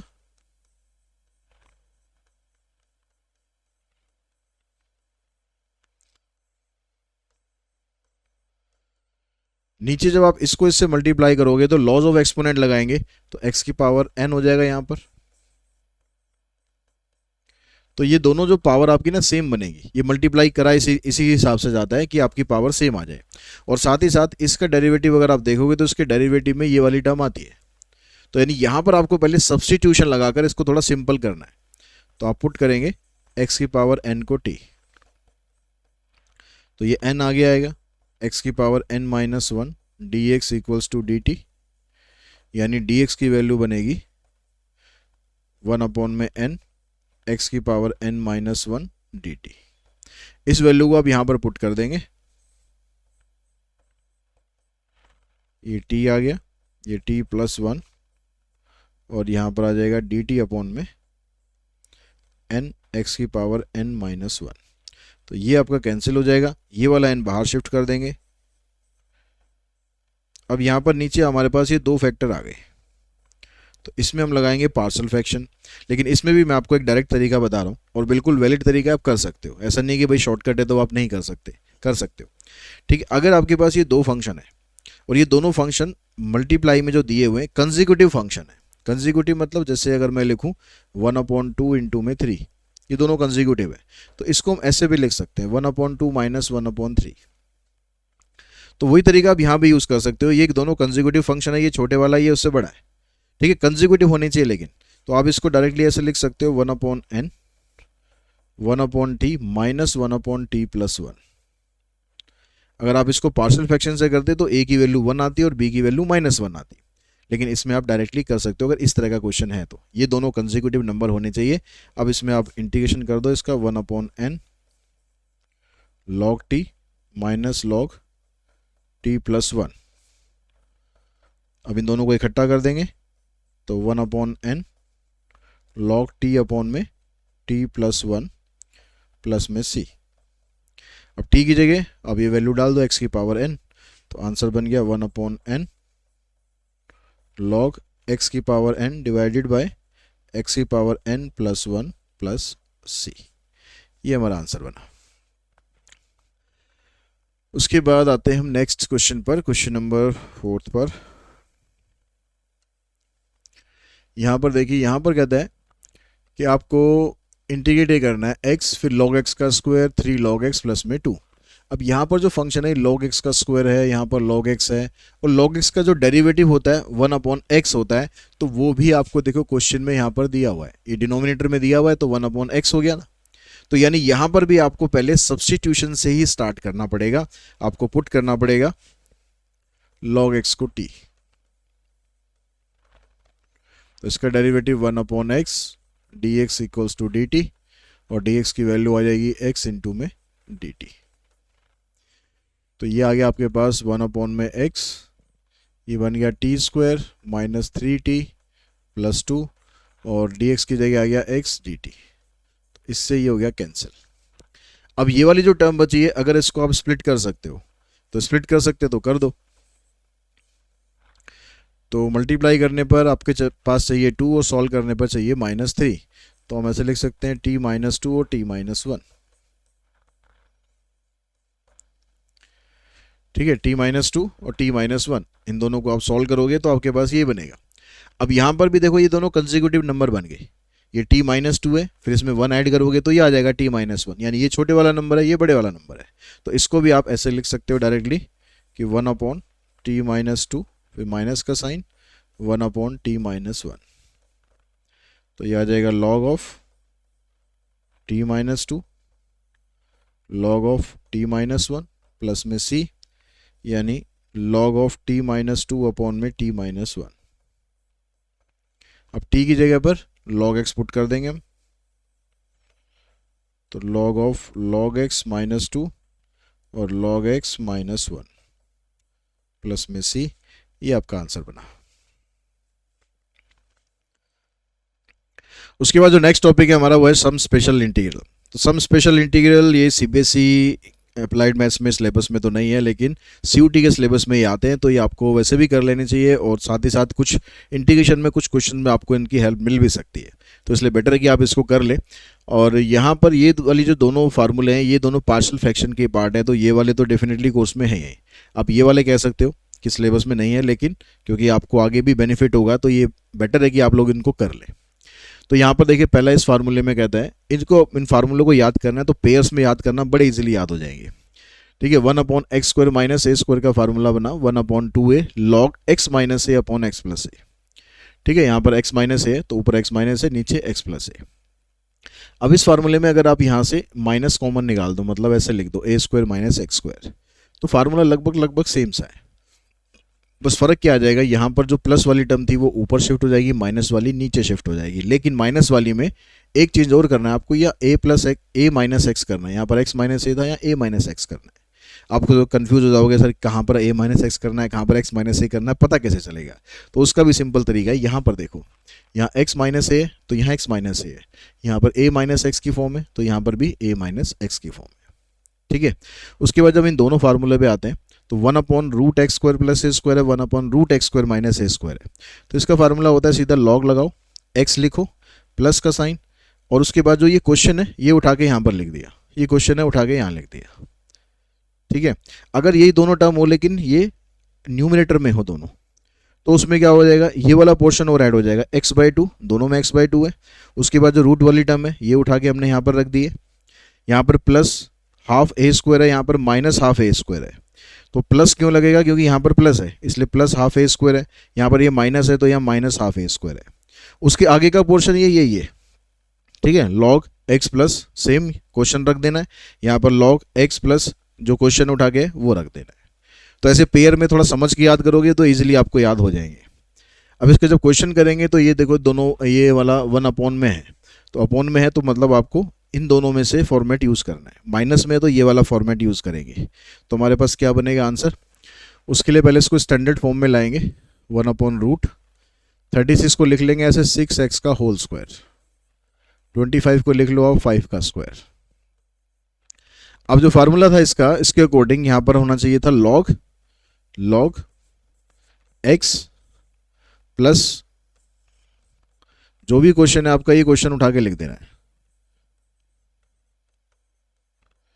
ये हो गया प्लस में c, तो ये बन गया। लेकिन अभी थोड़ा सा इनकम्प्लीट है। क्यों इनकम्प्लीट है? क्योंकि जो बेसिक रूल है, बेसिक रूल पर हम जाएंगे कि किसी भी फंक्शन में अगर x को आप रिप्लेस करते हो किसी लीनियर फंक्शन से तो उसका कोफिशिएंट भी डिवाइड होता है। तो यहाँ पर जो फार्मूला है वहाँ पर तो खाली x है ना, ठीक है, ये वाला लगाया हमने, तो यहाँ तो खाली x है ना, और यहाँ पर हमने क्या करा है, यहाँ पर है ये 6x, तो x का कोफिशिएंट 6 है, तो इसको आप 6 से और डिवाइड कर देंगे। तो आंसर बनेगा 1/6 लॉग, अंदर कुछ करना नहीं, हमें ऐसे कैसे उठा के आपको लिख देना है।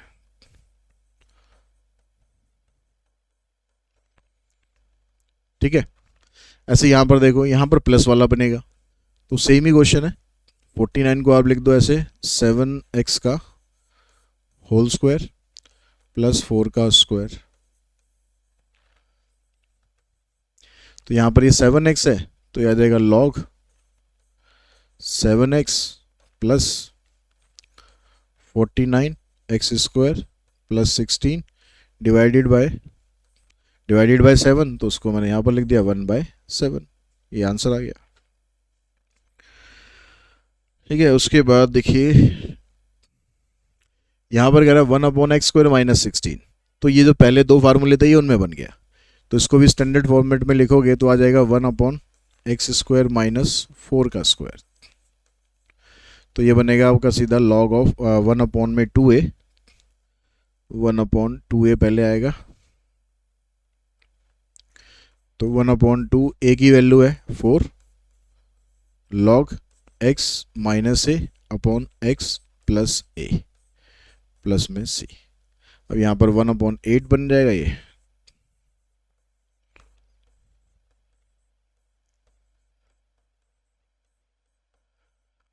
ठीक है, यहां पर ये टर्म न्यूमरेटर में है, तो न्यूमरेटर में अगर है तो पहले इसको भी स्टैंडर्ड फॉर्म में लिखोगे आप ऐसे 2x का होल स्क्वायर, 9 को लिख लेंगे 3 का स्क्वायर।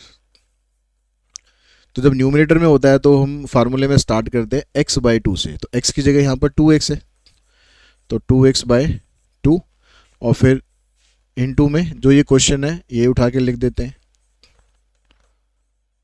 फिर प्लस में a²/2, तो a की वैल्यू 3 है। ठीक है, बाय 2, फिर लॉग x की जगह 2x प्लस ये क्वेश्चन लिख दो उठा के प्लस c।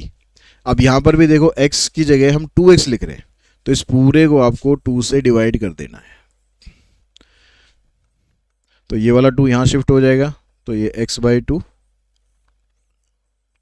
4x² प्लस 9, ये हो जाएगा 9 अपॉन ये 2 इधर आ जाएगा, 2 2 जा 4 लॉग 2x प्लस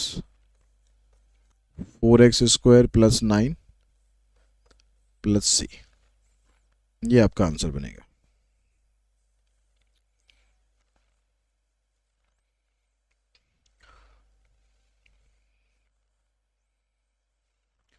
उसके बाद देखिए जो नेक्स्ट टॉपिक आपके पास है इंटीग्रेशन बाय पार्ट्स।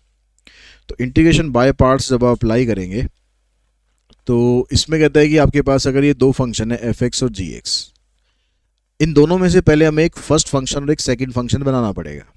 वो हम कैसे बनाएंगे, उसके लिए हम ये वाला सिस्टम फॉलो करते हैं आईलेट का। ठीक है, लेकिन इसमें से हमारे पास इनवर्स ट्रिग्नोमेट्री अप्लाइड मैथ्स में नहीं है, इसको छोड़ सकते हो आप। ट्रिग्नोमेट्री नहीं है, इसको छोड़ सकते हो। तो हमारे पास फंक्शन बना LAE।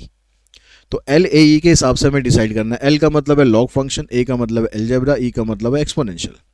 तो जो भी आपको ऑर्डर में दिए हुए हैं तो आप उस हिसाब से इनको फर्स्ट, सेकंड और थर्ड फंक्शन में कन्वर्ट कर लो। अब जब हमने ये कन्वर्ट कर लिया तो हम क्या करेंगे, जो पहला वाला फंक्शन है इसको हमने फर्स्ट लिया, इसको हमने सेकंड लिया। तो जो फर्स्ट फंक्शन है वो तो हमें एज इट इज रखना है, सेकंड वाले को इंटीग्रेट कर देना है। ठीक है, first function as it is, second को इंटीग्रेट, फिर माइनस का साइन। अब पहले वाले का डेरिवेटिव, दूसरे वाले को इंटीग्रेट, और फिर जो इनका आंसर आएगा ना इस पूरे को फिर से एक बार दोबारा इंटीग्रेट। पहला वाला फंक्शन यहां पर f सेम रहता है, यहां पर डेरिवेटिव हो जाता है। दूसरा वाला यहां भी इंटीग्रेट होता है, यहां भी इंटीग्रेट होता है, लेकिन यहां पर जो फंक्शन आपके पास आते हैं उनको फिर से एक बार दोबारा इंटीग्रेट कर देना है। ये होता है इंटीग्रेशन बाय पार्ट्स। अब इसकी एक स्पेशल फॉर्म होती है कि अगर आपको दिया हुआ ऐसे कि ये फंक्शन है और इस फंक्शन का डेरिवेटिव प्लस में है साथ में। ठीक है, ये फंक्शन है और इसका डेरिवेटिव यहाँ पर प्लस में है और इनटू में e की पावर x भी बाहर है, तो आप इसमें डायरेक्ट आंसर लिख सकते हो fx इंटू में e की पावर x, fx इंटू में e की पावर x। बस आपको प्रॉपर्टी वहां पर दिखानी पड़ेगी, हम ये वाली प्रॉपर्टी यूज कर रहे हैं। देखिए यहां पर है x e की पावर 2x, तो x तो हो गया एल्जेब्रा और e की पावर 2x हो गया एक्सपोनेंशियल फंक्शन। तो x को तो हम फर्स्ट फंक्शन ले लेते हैं और इसको सेकंड ले लेते हैं। तो according to by parts first function हमें एज इट इज रखना है, सेकंड वाले का इंटीग्रेशन करना है, फिर माइनस का साइन। अब पहले वाला जो फंक्शन है उसको आपको डेरिवेटिव करना है, सेकंड का इंटीग्रेशन करना है, और जो भी यहां पर टर्म आएगी इसका फिर से एक बार और इंटीग्रेशन करना है। तो e की पावर 2x का इंटीग्रेशन करेंगे तो e की पावर 2x अपॉन 2 आ जाएगा, x का डेरिवेटिव करेंगे 1 आ जाएगा, e की पावर 2x अपॉन में 2 dx। ये जो अपॉन में 2 है इसको आप बाहर निकाल दो, तो यहाँ रहेगा x e की पावर 2x माइनस यहाँ रहेगा e की पावर 2x dx। अब इस e की पावर 2x का फिर दोबारा से इंटीग्रेशन कर दो, तो x e की पावर 2x माइनस e की पावर 2x अपॉन में 2 प्लस में c। ये e की पावर 2x है, इसको भी आप कॉमन निकाल दो, अंदर आ जाएगा x माइनस 1/2 प्लस में c। यहां पर देखो खाली है log x, तो log x का जब आप डेरिवेटिव करेंगे तो log x के डेरिवेटिव के लिए आपको दूसरा फंक्शन चाहिए। अब दूसरा फंक्शन हमारे पास यहाँ पर है नहीं कुछ, तो हम इसको ऐसे लिख लेते हैं कि log x इंटू में 1। दूसरा फंक्शन हमने 1 बना लिया। अब log तो log हो गया, आपके पास 1 हो गया एल्जेब्रा, तो इसको हम डिसाइड करेंगे तो ये हो गया हमारा फर्स्ट फंक्शन, ये हो गया सेकंड फंक्शन। तो फिर से बाय पार्ट्स आप लगाओगे तो first as it is, second का इंटीग्रेशन, x हो गया माइनस का साइन, इसका डेरिवेटिव करेंगे 1/x और सेकंड वाले का इंटीग्रेशन, इससे कैंसिल हो जाएगा। तो यहाँ पर आ गया आपके पास x log x minus dx। अब इसका इंटीग्रेशन करेंगे माइनस एक्स प्लस में c, x कॉमन आ जाएगा तो log x माइनस 1 प्लस में c। यहाँ पर देखो जो स्पेशल प्रॉपर्टी थी वो लगेगी, यहाँ पर ये एक्स स्क्वायर है और इसका डेरिवेटिव आपको यहाँ पर प्लस में दे दिया। तो जब भी फंक्शन का डेरिवेटिव आपको प्लस में दिया हुआ है और e की पावर x भी मल्टीप्लाई हो रहा है तो हमारा आंसर सीधा बनेगा एक्स स्क्वायर इंटू में e की पावर x प्लस में c। बस आपको यहाँ दिखा देना है कि यूजिंग कौन सी प्रॉपर्टी हम यूज़ कर रहे हैं, कि अगर हमारे पास कोई फंक्शन है और उसका डेरिवेटिव इंटू में है, इंटू e की पावर x भी है, तो इसका आंसर होता है fx इंटू में e की पावर x। ठीक है, बस आपको ये सीधा दिखा देना है। यहां पर भी देखो e की पावर x बाहर है तो प्रॉपर्टी तो हमारी ये वाली ही बनेगी, लेकिन इसमें तो आपको डायरेक्टली दे रखा था, इसमें आपको थोड़ा सा चेंज करना पड़ेगा, थोड़ा सा दिमाग लगाना पड़ेगा। तो कैसे करेंगे हम इसको आप अलग अलग कर दो, ऐसे x upon x square 1/x square, तो ये बनेगा 1/x, ये 1/x स्क्वायर। अब अगर आप 1/x का डेरिवेटिव करते हो तो 1/x का डेरिवेटिव होता है माइनस 1/x स्क्वायर, तो इसका डेरिवेटिव आपको साथ में दे दिया, तो मतलब आंसर बन गया 1/x इंटू e की पावर x प्लस में c। उसके बाद हमारा इनडेफिनेट इंटीग्रल खत्म हो जाता है, फिर आता है डेफिनेट इंटीग्रल। डेफिनेट इंटीग्रल में आपको एक पर्टिकुलर लिमिट दी होती है, आपको एक रेंज दी होती है कि आपको इंटीग्रेशन करना है a से लेकर b तक इस फंक्शन का। अब इंटीग्रेशन जब हम करते हैं तो ये आ गया आपके पास कैपिटल ऑफ fx। ठीक है, ये आपने इंटीग्रेशन करा a से b तक, fx का इंटीग्रेशन किया तो ये आ गया हमारे पास कैपिटल fx हमने मान लिया। ठीक है, प्लस में c लगाएंगे और उसके बाद हम अपर लिमिट और लोअर लिमिट को x की जगह पर अप्लाई करते हैं, तो ये बना एफ बी प्लस सी, फिर माइनस का साइन आता है, ये माइनस क्यों लगा दिया, ठीक है, यहाँ माइनस का साइन आता है, फिर हम यहाँ पर लोअर लिमिट अप्लाई करते हैं। पहले अपर लिमिट लगाओगे पूरे फंक्शन में, फिर माइनस का साइन, ब्रैकेट लगाओ, फिर लोअर लिमिट लगा दो। अब इसको अगर आप खोलोगे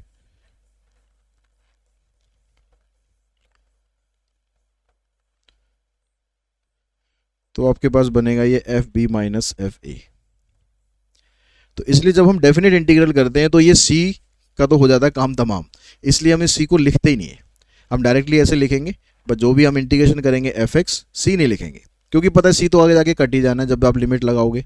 तो इसलिए डेफिनेट इंटीग्रल जब करोगे तो सी लगाने की उसमें कोई नीड नहीं है। ठीक है, जैसे आपके पास ये एक्स क्यूब है, इसका इंटीग्रेशन करेंगे तो हम लिखेंगे सीधा एक्स की पावर 4/4। ठीक है, इसमें कुछ सी भी कुछ लगाने की जरूरत नहीं है। लिमिट यूज़ करेंगे 0 to 3, तो यहाँ पर 3 अप्लाई करेंगे तो 3 की पावर 4/4 माइनस 0 की पावर 4 0 हो जाएगा, 3 की पावर 4 हो गया 81/4। ये हमारा आंसर आ गया। यहाँ पर डेफिनेट इंटीग्रल तो है, लेकिन इसको इंटीग्रेट करने के लिए आपको इसमें पुट करना पड़ेगा, क्योंकि इसमें डायरेक्ट इंटीग्रेट आप कर नहीं सकते। और इसका डेरिवेटिव करेंगे तो इसके डेरिवेटिव में एक्स स्क्वायर आता है। तो जो सब्स्टिट्यूशन मेथड है उससे हम इसको स्टार्ट करेंगे।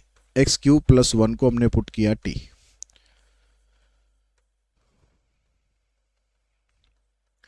तो dx की वैल्यू आ गई आपके पास dt/3x²। तो हमने यहाँ पर लिखा x², ये हमने t एज्यूम कर लिया था, dx की जगह dt/3x²। इससे ये हो गया कैंसिल, ये 3 को आप ले लेंगे बाहर और रूट टी का इंटीग्रेशन करेंगे तो t की पावर 3/2 इंटू 2/3। अब यहाँ पर डेफिनेट इंटीग्रल कर रहे हैं तो c तो हम लगाएंगे नहीं, तो ये बन गया आपके पास 4/2/9 और t की पावर 3/2। अब यहाँ पर आपको ये लिमिट अप्लाई करनी है। अब लिमिट अप्लाई करने के आपके पास देखो दो तरीके हैं, या तो आप यहाँ पर t की जगह ये वैल्यू पुट कर दो और ये वैल्यू पुट करके ये जो लिमिट अप्लाई कर दो, क्योंकि जो लिमिट है, लिमिट का मतलब क्या है, ये x की मिनिमम वैल्यू है और ये x की मैक्सिमम वैल्यू है। तो आपको इस फंक्शन को x में लाना पड़ेगा अगर आपको ये वाली लिमिट अप्लाई करनी है तो। लेकिन दूसरा तरीका क्या है कि आपने इस फंक्शन को x से उठाकर आपने t में कन्वर्ट कर दिया, तो आप क्या करो, लिमिट को भी t में कन्वर्ट कर दो। लिमिट को क्यों छोड़ो, आपने फंक्शन को x से उठा के t में किया तो लिमिट को भी t में ले जाओ, यानी t की वैल्यू निकालो। अब t की वैल्यू आप कहाँ से निकालोगे, जहाँ से आपने पुट किया था। तो अगर x की वैल्यू -1 है तो यहाँ पर पुट करोगे तो -1 + 1, तो ये 0 आ जाएगा। यानी जब x की वैल्यू -1 है तो उस समय t की वैल्यू 0 है। ऐसे अगर आप यहाँ 1 पुट करोगे तो 1 + 1 ये 2 आ जाएगा। तो अगर x की वैल्यू -1 थी तो ये 0 हो गया, x की वैल्यू +1 है तो t की वैल्यू 2 आ गई। तो आप यहाँ पर यही लिमिट अप्लाई कर देंगे, आपको वापस t में जाने की ज़रूरत नहीं पड़ेगी, सॉरी x में वापस जाने की ज़रूरत नहीं पड़ेगी। आप सीधा यहाँ पर 2 पुट करेंगे तो हो जाएगा 2/9 और ये 2 की पावर 3/2 माइनस 0। अब 2 की पावर 3 जो होता है ये होता है 8, और 8 का स्क्वायर रूट करेंगे तो आएगा 2√2। तो आंसर आपका बनेगा 4√2/9। ये आपका आंसर आ जाएगा। उसके बाद देखिए जो नेक्स्ट आपके पास कंसेप्ट है प्रॉपर्टीज ऑफ डेफिनेट इंटीग्रल। तो प्रॉपर्टीज वाले क्वेश्चन में लिखा हुआ है using properties of definite integral. तो ये प्रॉपर्टीज आपको सारी याद रखनी है कि जो प्रॉपर्टीज है इसमें कहता है कि अगर आपके पास a to b यहाँ पर लिमिट है, अगर आप b to a चेंज कर a to b रखते हो उसको, लेकिन x को आप उठा के t में कन्वर्ट कर देते हो तो आपकी इस पे आंसर पे कुछ फ़र्क नहीं पड़ेगा। x को उठाकर आपने t में कन्वर्ट कर दिया, बाकी सब चीज़ें सेम है तो आंसर पे कुछ फ़र्क नहीं पड़ेगा, क्योंकि यहाँ पर डेफिनेट इंटीग्रल है। अगर आप यहाँ से a to b लिमिट ले रहे हो, अगर आप लिमिट को उल्टा कर देते हो, b to a कर देते हो, तो जो साइन है ना वो चेंज हो जाएगा, प्लस की जगह माइनस साइन आ जाएगा। a to b अगर आपके पास है तो इसको आप लिमिट को आप दो अलग अलग इंटीग्रेशन में कन्वर्ट कर सकते हो, 2 में कर सकते हो, 3 में कर सकते हो, 4 में कर सकते हो। कैसे करेंगे, जो लोअर लिमिट है वो तो यहाँ रहेगी, जो अपर लिमिट है वो यहाँ आएगी, और इनके बीच की जितनी वैल्यू है वो यहाँ पर आ जाएगी। ये वाली प्रॉपर्टी आप यूज़ करेंगे मॉड वाले क्वेश्चन में या फिर जो ग्रेटेस्ट इंटीजर वाले क्वेश्चन होते हैं उसमें, ये प्रॉपर्टी उसी में यूज़ होती है। उसके बाद यहाँ पर कहता है कि अगर आपके पास लिमिट a to b है और f(x) dx है तो आप इसको ऐसे भी लिख सकते हो a to b f of a plus b minus x। इस x को रिप्लेस कर देंगे आप a plus b minus x से, तो आंसर पे आपके कुछ फ़र्क नहीं पड़ेगा। अगर इसी प्रॉपर्टी में अगर यहाँ पर a to b की जगह 0 to a हो जाए, अब 0 और a को प्लस करोगे तो a ही रहेगा, तो यानी यहाँ पर a plus b minus x की जगह आप a minus x लिख सकते हो। दोनों प्रॉपर्टी ये एक जैसी ही है, बस यहाँ पर a से लेकर b तक है, यहाँ पर 0 से स्टार्ट हो रहा है। ऐड करने पर कुछ फर्क पड़ेगा नहीं, सेम ही रहेगा। उसके बाद ये 0 to 2a आपके पास है, तो इसमें आप कह रहे हैं कि इंटीग्रल को दो अलग अलग इंटीग्रल में कन्वर्ट कर सकते हो। एक में लिमिट 0 to a आ जाएगी, दूसरे में भी 0 to a आ जाएगी, फंक्शन हो जाएगा f(x) और f(2a - x)। उसके बाद यहाँ पर कहता है कि 0 to 2a अगर आपके पास है तो इसके दो आंसर पॉसिबल हो सकते हैं। इसका आंसर ये भी हो सकता है, इसका आंसर 0 भी हो सकता है। ये डिपेंड करेगा कि f(2a - x) की वैल्यू f(x) आ रही है तो ये आंसर होगा, और f(2a - x) की वैल्यू -f(x) आ रही है तो फिर ये आंसर 0 आंसर होगा। सेम ऐसे ही इसके भी दो आंसर होंगे, -a to a इसका आंसर, यहाँ पर -a to a f(x) dx है, यहाँ पर 0 to 2a, बस इतना फ़र्क है। आंसर इसके भी दोनों ऐसे ही होंगे, एक ये आंसर हो गया, दूसरा आंसर यहाँ पर 0 आएगा।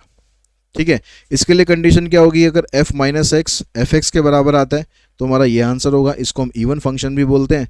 और अगर f - x की वैल्यू -f(x) आ जाए तो हमारा आंसर 0 होगा, इसको हम बोलते हैं ऑड फंक्शन। तो ये प्रॉपर्टीज आपको अच्छे से याद कर लेनी है। ज़्यादातर जो क्वेश्चन होंगे ना आपके, उसमें ये 3, 4, 5 ये प्रॉपर्टी यूज होंगी, लेकिन किसी किसी क्वेश्चन में ये वाली भी यूज करनी पड़ सकती है।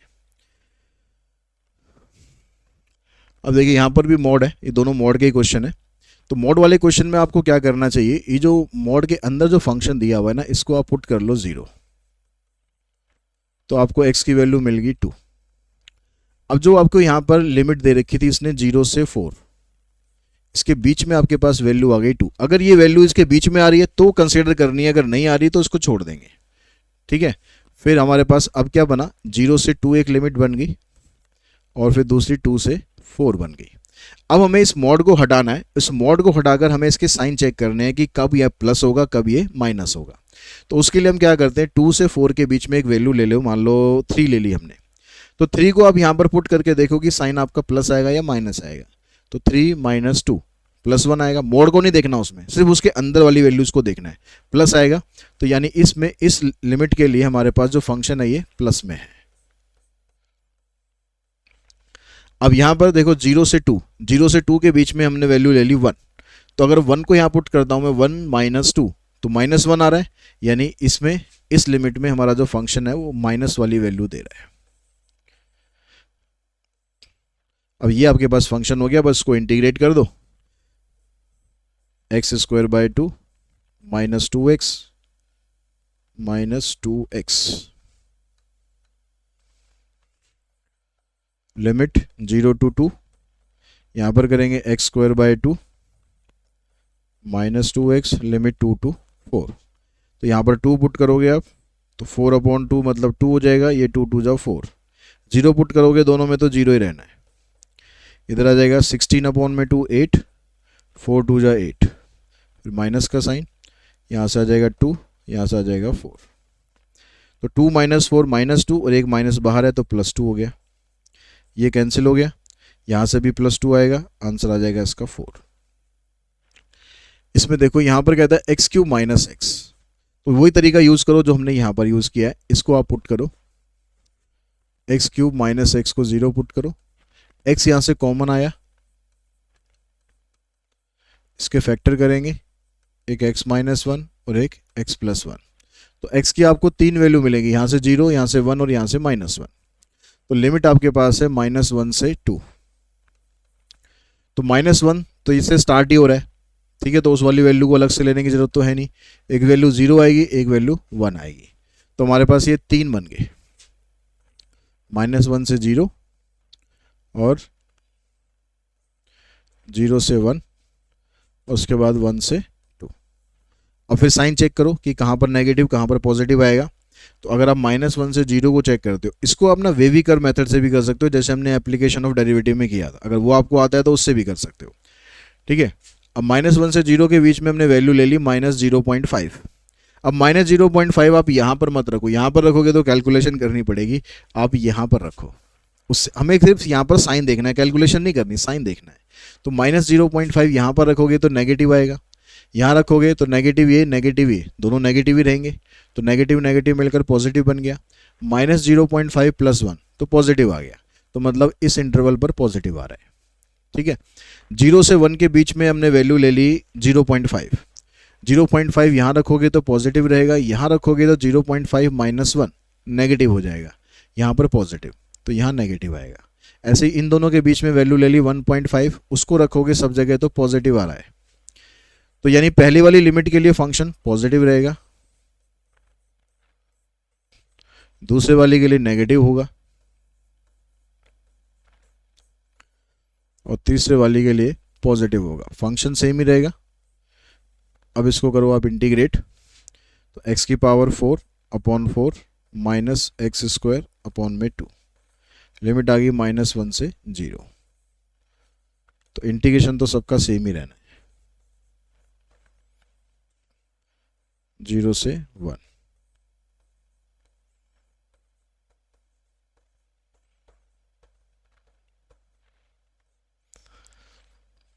अब यहाँ 0 पुट करोगे, यहाँ 0 पुट करोगे तो 0 रहेगा, माइनस का साइन, -1 यहाँ पुट करेंगे तो ये 1/4 होगा, यहाँ पर 1/2 आ जाएगा।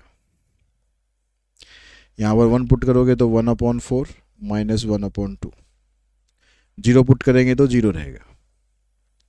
यहाँ पर देखो 2 पुट करोगे 16/4, 4 हो गया, यहाँ 4/2 2 आ गया, फिर माइनस का साइन, 1/4 माइनस 1/2, इसकी ब्रैकेट खोल दो, -1/4 प्लस 1/2 माइनस 1/4 प्लस 1/2, यहाँ से 4 - 2 2 हो गया, इसके ब्रैकेट खोलेंगे -1/4 प्लस 1/2, -1/4 माइनस 1/4 मिलकर बन जाएगा -1/2, और ये इससे कैंसिल हो जाएगा, ये 1/2 ये 1/2 मिलकर बन गया 1, ठीक है, 1 + 2 हो गया 3 -1/4, आंसर आ जाएगा 11/4।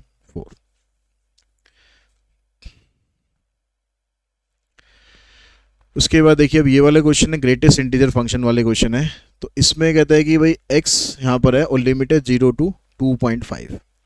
अब ग्रेटेस्ट इंटीजर फंक्शन का क्या होता है कि जैसे आप पहले ये लिमिट बना लो इसकी 0 से 2.5, इसके बीच में आप क्या करो, पहले तो जो इंटीजर्स है ना, जितने भी इंटीजर्स हैं सिर्फ इंटीजर्स वो लिख दो, आपको निकालने की जरूरत नहीं है, सिर्फ इंटीजर लो। यहाँ पर एक ही इंटीजर आएगा, यहाँ पर एक, और एक आएगा यहाँ पर 2, ठीक है, 2 इंटीजर आ गए। अब जो ग्रेटेस्ट इंटीजर फंक्शन होता है उसकी प्रॉपर्टी क्या रहती है कि अगर आप जैसे 0 से 1 के बीच में अगर आपके पास कोई वैल्यू है तो यहाँ पर आप कहीं पर भी कोई भी वैल्यू रख लो। अगर मैं वैल्यू निकालना चाहूँ कि f of 0 greatest integer function of 0, तो ये भी 0 रहेगा। अगर मैं 0.1 निकालूंगा तो भी 0 रहेगा, और 0.9 निकालूंगा तो भी ये 0 ही रहेगा। यानी जब तक ये 1 पर नहीं पहुंचता है तब तक आंसर 0 रहता है, यानी पिछले वाला इंटीजर आंसर रहता है। तो अगर मैं यहाँ से इसको हमने ऐसे लिमिट में कन्वर्ट कर दिया 0 से 1, यहाँ प्लस माइनस कुछ नहीं देखते हम, ठीक है, बस ऐसे ही उठा के आपको लिख देना है अभी।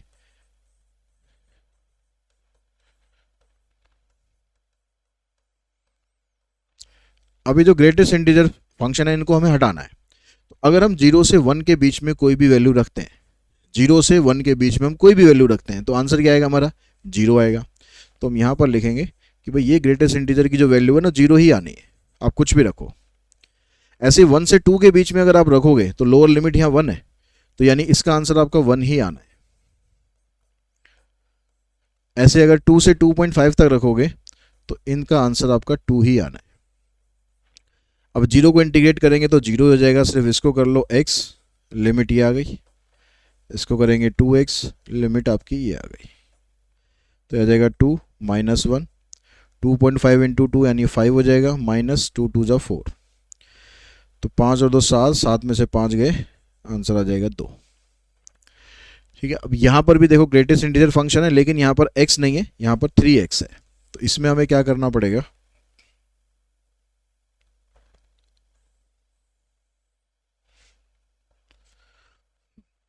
तो इसमें हम क्या करेंगे, आपके पास जो वैल्यू दे रखी है 0 से 1 है। अब 0 से 1 के बीच में आप देखोगे तो कोई इंटीजर ही नहीं है, लेकिन आपको ये तो पता है कि ये जो वैल्यू होती है ये तो x की होती है। 0 से 1 वैल्यू किसकी होती है, x की वैल्यू होती है। और जो ग्रेटेस्ट इंटीजर फंक्शन है वो 3x दिया हुआ है, तो आप पहले 3x के हिसाब से इसकी लिमिट बनाओ। 3x के हिसाब से लिमिट बनाने का मतलब है कि इसको 3 से मल्टीप्लाई करेंगे, इसको 3 से करेंगे, ये आ गया। ये लिमिट किसके हिसाब से, 3x के हिसाब से। तो अब इन दोनों के बीच में आप देखोगे तो आपको 2 इंटीजर मिल गए, एक 1 मिल गया और एक 2 मिल गया। लेकिन अगर मैं इसको ऐसे लिख दूं भाई 0 से 1, 1 से 2 और 2 से 3, तो ये तो गलत हो जाएगा, क्योंकि यहाँ पर तो आपको वैल्यू x की ही लिखनी होती है, यहाँ पर आप 3x की वैल्यू नहीं लिख सकते, अंदर फंक्शन कुछ भी हो, यहाँ पर तो आपको लिमिट तो x की ही देनी होती है। तो हम क्या करेंगे, हमारे पास फिर तरीका क्या बना, हम यहाँ पर जो फंक्शन हमने ये बनाया था 3x, इससे वापस हम x की वैल्यू निकालेंगे, तो ये तो 0 ही रहेगी। अब यहाँ से x की वैल्यू निकालने का मतलब है कि 3 से आप डिवाइड कर दो, तो 3 से आप इसको भी डिवाइड कर दो, 3 से आप इसको भी डिवाइड कर दो और 3 से इसको भी डिवाइड कर दो। तो अब आपके पास जो लिमिट है वो बन गई 0 से 1/3, यहाँ पर आ जाएगा 3x, फिर अगली बनी 1/3 से 2/3, 3x, और फिर उससे अगली आ गई 2/3 से 1, ये आ गया हमारे पास 3x। ठीक है, ऐसे लिमिट बनानी है। अब लिमिट बनाने के बाद फिर आपको वही 0 से 1/3 अगर आप यहाँ पर पुट करते हो, तो 0 से 1/3 का मतलब ये वैल्यू हमने कहाँ से निकाली थी, यहाँ से निकाली थी। तो इंटीजर्स में जो वैल्यू आएगी वो तो आपकी वैल्यू 0 ही आएगी, तो यहाँ पर आ जाएगा 0। यहाँ पर लोअर लिमिट निकालोगे 1/3 को यहाँ पुट करोगे तो 1 ही आएगा। ठीक है, क्योंकि ये वाली वैल्यू हमने कहाँ से बनाई थी, यहाँ से बनाई थी, इसकी जो लोअर लिमिट है वो क्या है, 1 है, तो यहाँ पर ये 1 आएगा। अगर आप वहां से नहीं जाना चाहते तो यहाँ से आप बस क्या करो, जो लोअर लिमिट है वो यहाँ पर पुट कर दो।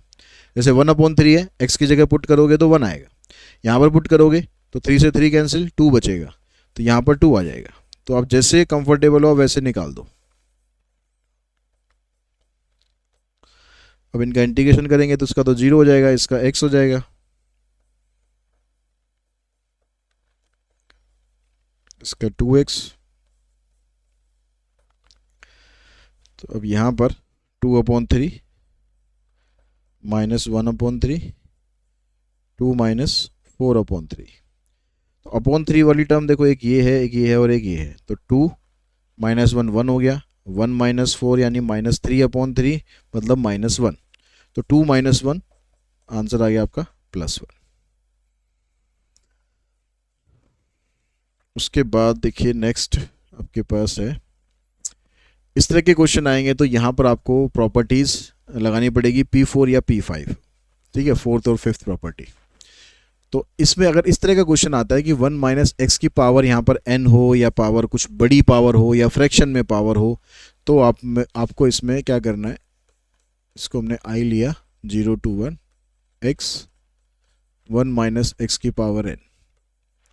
तो इसमें हमने प्रॉपर्टी यूज़ करनी है, कौन सी वाली, यहाँ यहीं पर लिख दो आप प्रॉपर्टी, वहाँ पर आंसर में भी मेंशन कर देना कि प्रॉपर्टी आप कौन सी यूज़ कर रहे हो। 0 to a fx dx,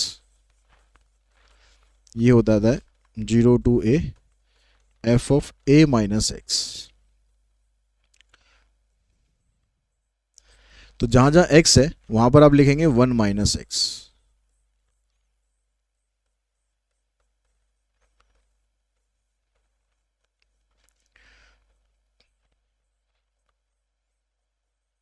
यहाँ पर ब्रैकेट खोलोगे तो ये कैंसिल हो जाएगा, ये रह जाएगा आपके पास x की पावर n। अब इसका फ़ायदा ये होता है, यहाँ पर आप इसको इससे मल्टीप्लाई नहीं कर सकते थे, लेकिन अब आप x की पावर n को इन दोनों से मल्टीप्लाई कर सकते हो, तो ये बनेगा x की पावर n माइनस एक्स की पावर n प्लस 1। अब इसका इंटीग्रेशन बनेगा x की पावर n प्लस 1 अपॉन में n प्लस 1, इसका बनेगा x की पावर n प्लस 2 अपॉन में n प्लस 2। लिमिट लगा दोगे, ये यहाँ पर 1 पुट करोगे तो ये 1/n प्लस 1 आ गया, ये 1/n प्लस 2 आ गया। 0 पुट करोगे तो दोनों 0 हो जाएंगे, तो यही आपका आंसर बन जाएगा। इसको और एलसीएम लेके सॉल्व करना चाहो कर सकते हो, इतना भी छोड़ सकते हो। अब देखिए नेक्स्ट क्वेश्चन देखते हैं, क्वेश्चन नंबर 6। ये आपके पास आ गया i equals to -1 to 1 e की पावर x प्लस e की पावर x प्लस e की पावर -x। अब इसमें जो प्रॉपर्टी यूज़ करते हैं वो हम यही वाली टाइप की प्रॉपर्टी यूज़ करते हैं कि इसमें हम लिखेंगे यूजिंग, अगर आपके पास a to b लिमिट है तो इसमें हम ऐसे लिख देते हैं इसको, A to B F of A plus B minus X. ठीक है, अब लेकिन यहां पर जब a प्लस बी आप करोगे तो a प्लस बी आ रहा है 0, तो मतलब 0 माइनस एक्स लिखना है। तो इंटीग्रेशन हमारा क्या बनेगा इसमें, जहां जहां x है वहां पर हमें लिखना है 0 minus x, 0 minus x, 0 minus x. तो ये बना आपके पास e की पावर माइनस एक्स, e की power minus x plus A की पावर प्लस एक्स। अब ये वाली कंडीशन आपकी बन गई सेकंड, और ये जो थी आपके पास ये थी फर्स्ट। अगर ऐसा कुछ आ जाता है कि आप इसको सॉल्व करके इंटीग्रेट कर सकते हो तो ठीक है, नहीं आता तो हमेशा ऐसा बनेगा कि कुछ जो टर्म आपकी यहाँ पर होगी ना उसी टाइप की टर्म यहाँ पर बन रही होगी।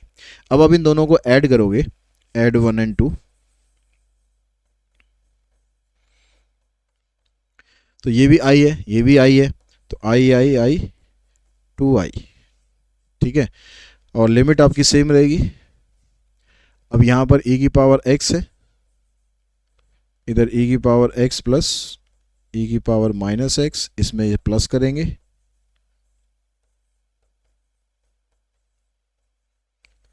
अब दोनों का डिनोमिनेटर अगर आप देखोगे तो वो सेम ही आएगा, आगे पीछे लिखा हुआ है बस इतना ही फर्क है, लेकिन सेम है। तो डिनोमिनेटर सेम है तो एलसीएम भी सेम आ जाएगा।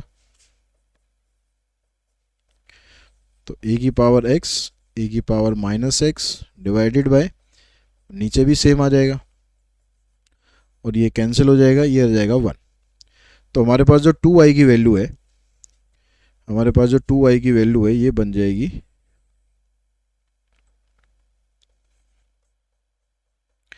यहाँ पर 1 बचेगा, 1 का इंटीग्रेशन हो जाएगा x, लिमिट आ जाएगी -1 टू +1,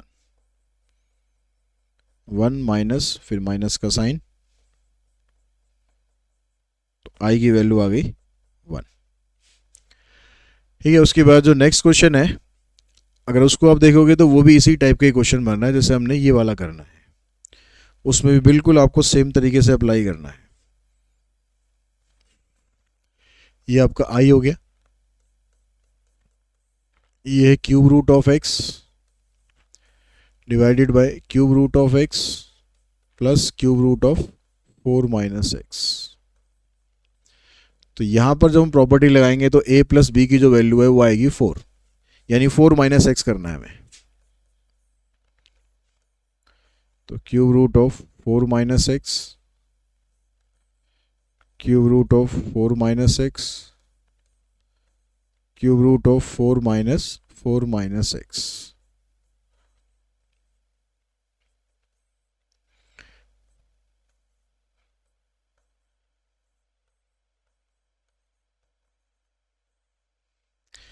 नीचे आपके पास अब नीचे आपके पास आ गया, यहाँ से इसको सॉल्व करेंगे तो क्यूब रूट ऑफ एक्स, क्योंकि 4 से 4 कैंसिल हो जाएगा। अब ये आपके पास सेकंड आ गया, ये फर्स्ट आ गया, इन दोनों को सिंप्लीफाई करो, ऐड 1 एंड 2, तो ये बन गया हमारे पास 2i, लिमिट वही रहेगी 1 2 3, cube root of x plus cube root of 4 minus x, यहाँ से आ जाएगा cube root of 4 minus x,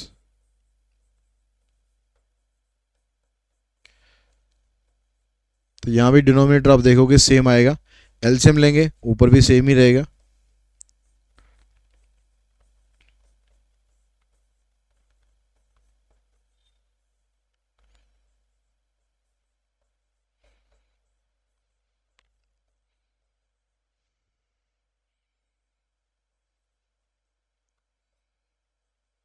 तो ये कटने के बाद 1 बचेगा, 1 का इंटीग्रेशन करेंगे x हो जाएगा, लिमिट है इसकी 1 2 3, 3 माइनस 1, तो 3 माइनस 1 आ गया 2, तो i की वैल्यू आ जाएगी 1। उसके बाद आता है हमारे पास अब एप्लीकेशन ऑफ इंटीग्रल का पार्ट आता है, जिसमें हम पहले पढ़ेंगे मार्जिनल फंक्शन। अब मार्जिनल फंक्शन अगर हमें दे रखे होंगे तो उससे हमें नॉर्मल फंक्शन कन्वर्ट करना है। एप्लीकेशन ऑफ डेरिवेटिव में हमने पढ़ा था कि अगर आपके पास कॉस्ट फंक्शन हो तो उसका जब आप डेरिवेटिव करते हो तो आपके पास मार्जिनल कॉस्ट आ जाती है। तो यानी अगर हम मार्जिनल कॉस्ट को इंटीग्रेट कर दें, मार्जिनल कॉस्ट को अगर हम इंटीग्रेट कर दें तो हमारे पास कॉस्ट आ जाएगा, क्योंकि उसका उल्टा ही होता है। ऐसे जो मार्जिनल रेवेन्यू है वो निकालने के लिए हम क्या करते थे, रेवेन्यू का डेरिवेटिव करते थे। अब आप मार्जिनल रेवेन्यू को इंटीग्रेट कर दो तो आपके पास रेवेन्यू फंक्शन बन जाएगा। ठीक है, बाकी चीज़ें वही हैं। एवरेज कॉस्ट अगर आपको निकालनी है तो कॉस्ट को एक्स से डिवाइड कर दो, और रेवेन्यू फंक्शन बनाना है तो पी को एक्स से मल्टीप्लाई कर दो। और अगर आपको पी निकालना है, पी मतलब ये वाली वैल्यू निकालनी है, प्राइस ऑफ ईच यूनिट, तो आप रेवेन्यू एक्स को एक्स से डिवाइड कर दो, यानी प्राइस और एवरेज रेवेन्यू दोनों आपस में इक्वल होते हैं। तो इस तरह क्वेश्चन पे चलते हैं। यहाँ पर कहता है the weekly marginal cost of producing x pair of tennis shoes is given by this. ये आपको मार्जिनल कॉस्ट दी हुई है 17 plus 200 upon x plus 1, where cx is cost in rupees if the fixed cost are rupees 2000 per week। जो fix cost है वो आपको rupees 2000 पर week दी हुई है। Find the cost function. तो यहाँ पर आपको मार्जिनल फंक्शन दिया हुआ है, तो उससे आपको कॉस्ट फंक्शन अगर बनाना है तो इसको इंटीग्रेट करेंगे, यानी इसको इंटीग्रेट करेंगे 17 प्लस में 200 अपॉन में x प्लस 1। इसको इंटीग्रेट किया आपके पास आ जाएगा 17x plus 200 log of x plus 1 plus में c। अब यहाँ पर ये जो c है इसकी वैल्यू निकालने के लिए आपको इसने ये दिया हुआ है रुपीज़ 2000 पर वीक। जो फिक्स कॉस्ट है वो आपको दे रखी है, यहाँ पर कुछ वेरिएबल कॉस्ट नहीं है, तो खाली फिक्स्ड कॉस्ट अगर दे रहे हो आप तो इसका मतलब है कि आप अभी काम कुछ नहीं कर रहे हो, आप सिर्फ जो खर्चा है वो अपना दे रहे हो, जो फिक्स्ड है वो तो आपको देना ही देना है। तो इसका मतलब हुआ कि अगर आपके पास x 0 है, मतलब अभी आप काम कुछ नहीं कर रहे हो, तो जो फिक्स कॉस्ट है, जो फिक्स कॉस्ट है ये आपकी टोटल कॉस्ट के बराबर होगी, यानी टोटल कॉस्ट आपकी कितनी पड़ेगी, 2000 रुपीज़ पड़ेगी। तो ये दोनों जो वैल्यूज़ हैं, ये दोनों वैल्यूज़ आपको पुट कर देनी है यहाँ पर। 2000 इधर आ जाएगा ये 0 प्लस 200 log 1 प्लस में c, और जो log 1 है उसकी वैल्यू भी 0 होती है, तो ये तो सारा 0 हो जाएगा, तो c की वैल्यू आपके पास आ जाएगी 2000। तो इस वैल्यू को आप यहाँ पर पुट कर दोगे, तो ये जो कॉस्ट फंक्शन है ये बन जाएगा 17x plus 200 log x plus 1 plus 2000। ये हमारा आंसर बनेगा। उसके बाद कहता है कि the marginal cost of producing x unit of product is given by this, the cost of producing 3 unit is rupees this, find the cost function. अब आपको यहाँ पर मार्जिनल कॉस्ट जो दे दिया इसने, ये इस तरह दे दिया कि मार्जिनल कॉस्ट x इंटू में रूट एक्स प्लस 1।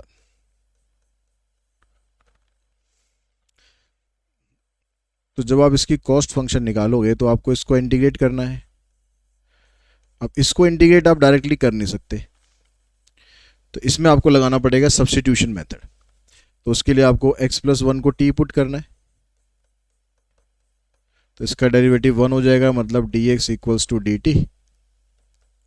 तो x की जगह आप लिख देंगे t माइनस 1, और ये बन जाएगा रूट टी dt। इसको इससे मल्टीप्लाई करोगे तो t की पावर 3/2, यहाँ पर आ जाएगा रूट टी। इसको करना है आपको इंटीग्रेट, तो t की पावर 3/2 का इंटीग्रेशन करेंगे, t की पावर 5/2, इधर आ जाएगा 2/5, इधर t की पावर 3/2, इधर हो जाएगा 2/3 प्लस में c। t की जगह पर आप वैल्यू पुट कर देंगे x प्लस 1।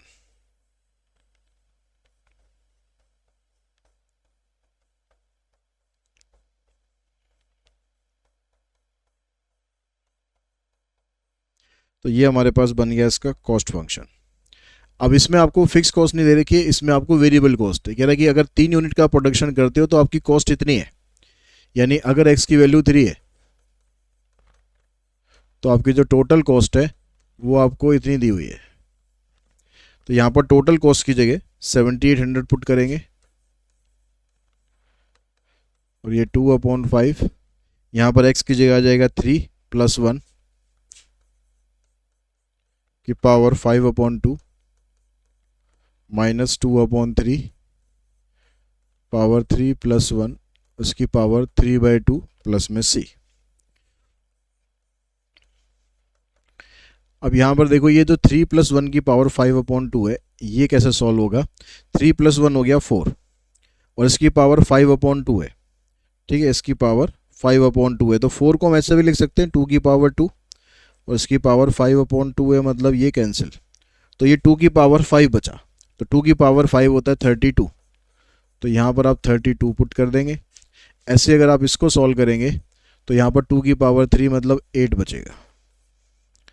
अब c की वैल्यू निकालनी है तो इन दोनों टर्म्स को आपको इधर लाना पड़ेगा। यह आ जाएगा 64/5, यह हो जाएगा 8 × 16/3। इसका एलसीएम लेंगे 15,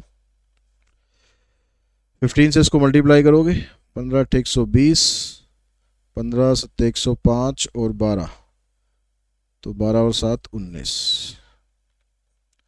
3 × 4 = 12, 3 × 6 = 18, 19, 16 × 5 = 80। तो ये बनेगा आपके पास 119080 - 192/15।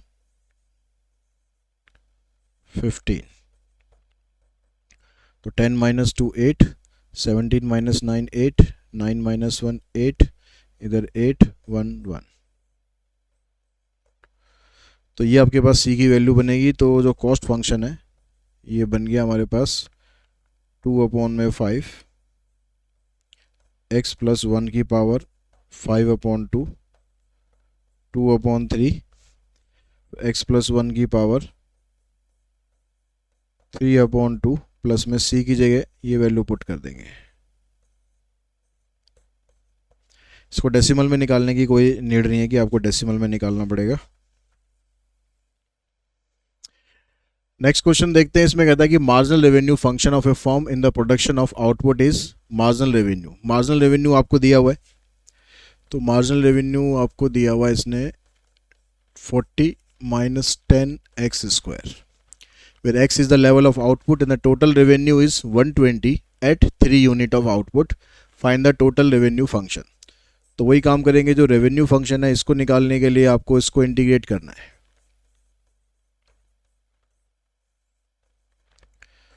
तो यह आ जाएगा 40x - 10x³ प्लस में c। अब ये कहता है कि अगर 3 यूनिट का आप सेल करते हो तो आपको रेवेन्यू मिलता है 120। तो इसको आप यहाँ पर पुट करेंगे 120, 40 इंटू में 3, 10 इंटू 3 का क्यूब/3 प्लस c। यहाँ से ये कैंसिल हो जाएगा, 3 का स्क्वायर बचेगा, ये 120, ये 10 9 = 90, ये भी कैंसिल। तो c की वैल्यू आपको मिल गई 90। इसको आप यहाँ पर पुट करेंगे तो ये बनेगा आपका रेवेन्यू 40x 10x³ प्लस 90। उसके बाद नेक्स्ट टॉपिक है हमारे पास consumer surplus and producer surplus. तो कंज्यूमर सरप्लस निकालने का फार्मूला ये होता है 0 to x0 demand function dx - x0 p0, और प्रोड्यूसर सरप्लस निकालना है तो x0 p0 - 0 to x0 supply function. Equilibrium point पर डिमांड फंक्शन और सप्लाई फंक्शन दोनों आपस में इक्वल होते हैं। ठीक है, तो यही फार्मूला है, इसके अंदर ज़्यादा कुछ नहीं है। यहाँ पर कह रहा है find the consumer surplus for the demand function this when p0 equals to this. ये कह रहा है कि p0 अगर 19 है तो आप पहले x0 की वैल्यू निकाल लो, यानी p की जगह पर आप 19 पुट करो, तो यहाँ 19 आ जाएगा। 25 - x - x², इन सबको एक तरफ लेकर आओ, x² + x - 6, इसके फैक्टर करो, x - x + 3 और x - 2। तो x की वैल्यू एक तो -3 आएगी और एक वैल्यू 2 आएगी।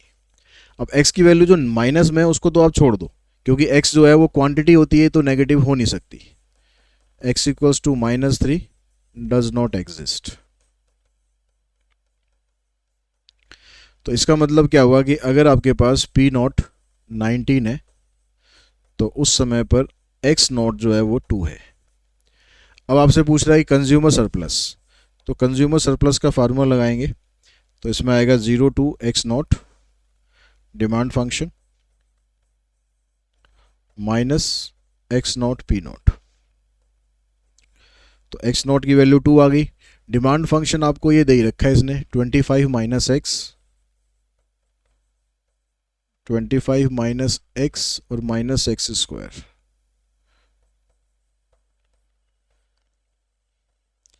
Minus x not P not, x not आपके पास आया 2 और पी नॉट है 19। तो ये हो जाएगा 25x square by 2 minus x cube by 3 limit 0 to 2 minus 38। यहाँ पर 2 अप्लाई करोगे तो 50, 4/2 मतलब 2 हो जाएगा, इधर से 8/3। 0 पुट करेंगे तो सारा 0 ही आना है, माइनस 38। तो 50 में से आप 40 माइनस कर दो तो बचा 10, 10 माइनस 8/3 तो आ जाएगा 22/3। ये बनेगा आपका कंज्यूमर सरप्लस। ठीक है, उसके बाद जो नेक्स्ट क्वेश्चन हमारे पास है इसमें, नेक्स्ट क्वेश्चन है यहाँ पर देखो, यहाँ कह रहा है कि सप्लाई फंक्शन आपको दिया हुआ है, where x denote the supply, find the producer surplus when the price is 10। Price यहाँ पर आपको 10 दिया हुआ है, तो यहाँ प्राइस की जगह 10 पुट करो। इस 10 को आप इधर लेकर आओगे, इसके साथ सॉल्व करोगे तो -5 बचेगा। इसके फैक्टर करेंगे x + 5 और x - 1, तो x की वैल्यू -5 आ गई और x की वैल्यू +1। तो फिर से x की वैल्यू जो नेगेटिव है ये एग्जिस्ट नहीं करेगी।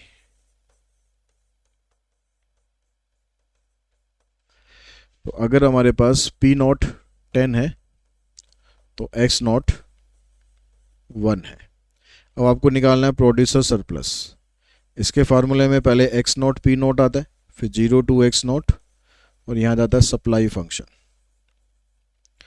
तो X not P not minus supply function हमारे पास है ये x square plus 4x plus 5।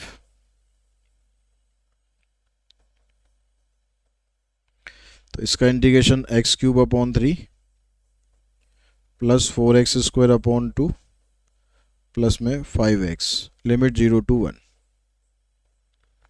यहाँ पर लिमिट अप्लाई करते हैं तो ये बनेगा 10 माइनस इधर 1 पुट करेंगे तो 1/3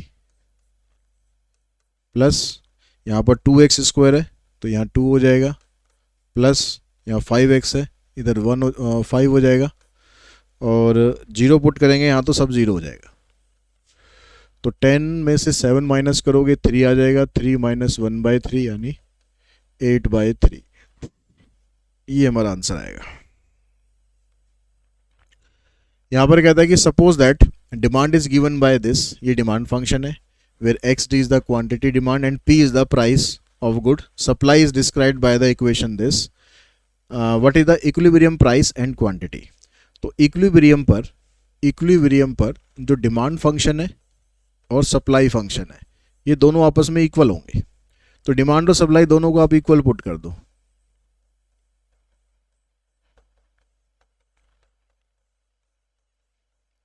P वाले एक तरफ लेके जाओ, इसको इधर लेके जाओ, इसको यहाँ लाओ। तो 500 में से 50 माइनस करोगे 450, ये हो जाएगा 75p। तो p की वैल्यू आ जाएगी 450/75। 5 से काट दो तो p आ गया आपके पास 6। अब p अगर 6 है तो x निकालने के लिए दोनों में से किसी में भी पुट कर दो।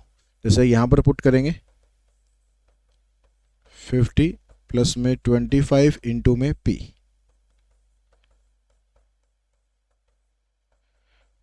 तो ये आ जाएगा 200। तो यहाँ पर तो भाई इतना ही पूछा है, प्राइस और क्वांटिटी दोनों हमने निकाल दी। प्राइस 6 है, क्वांटिटी 200 है।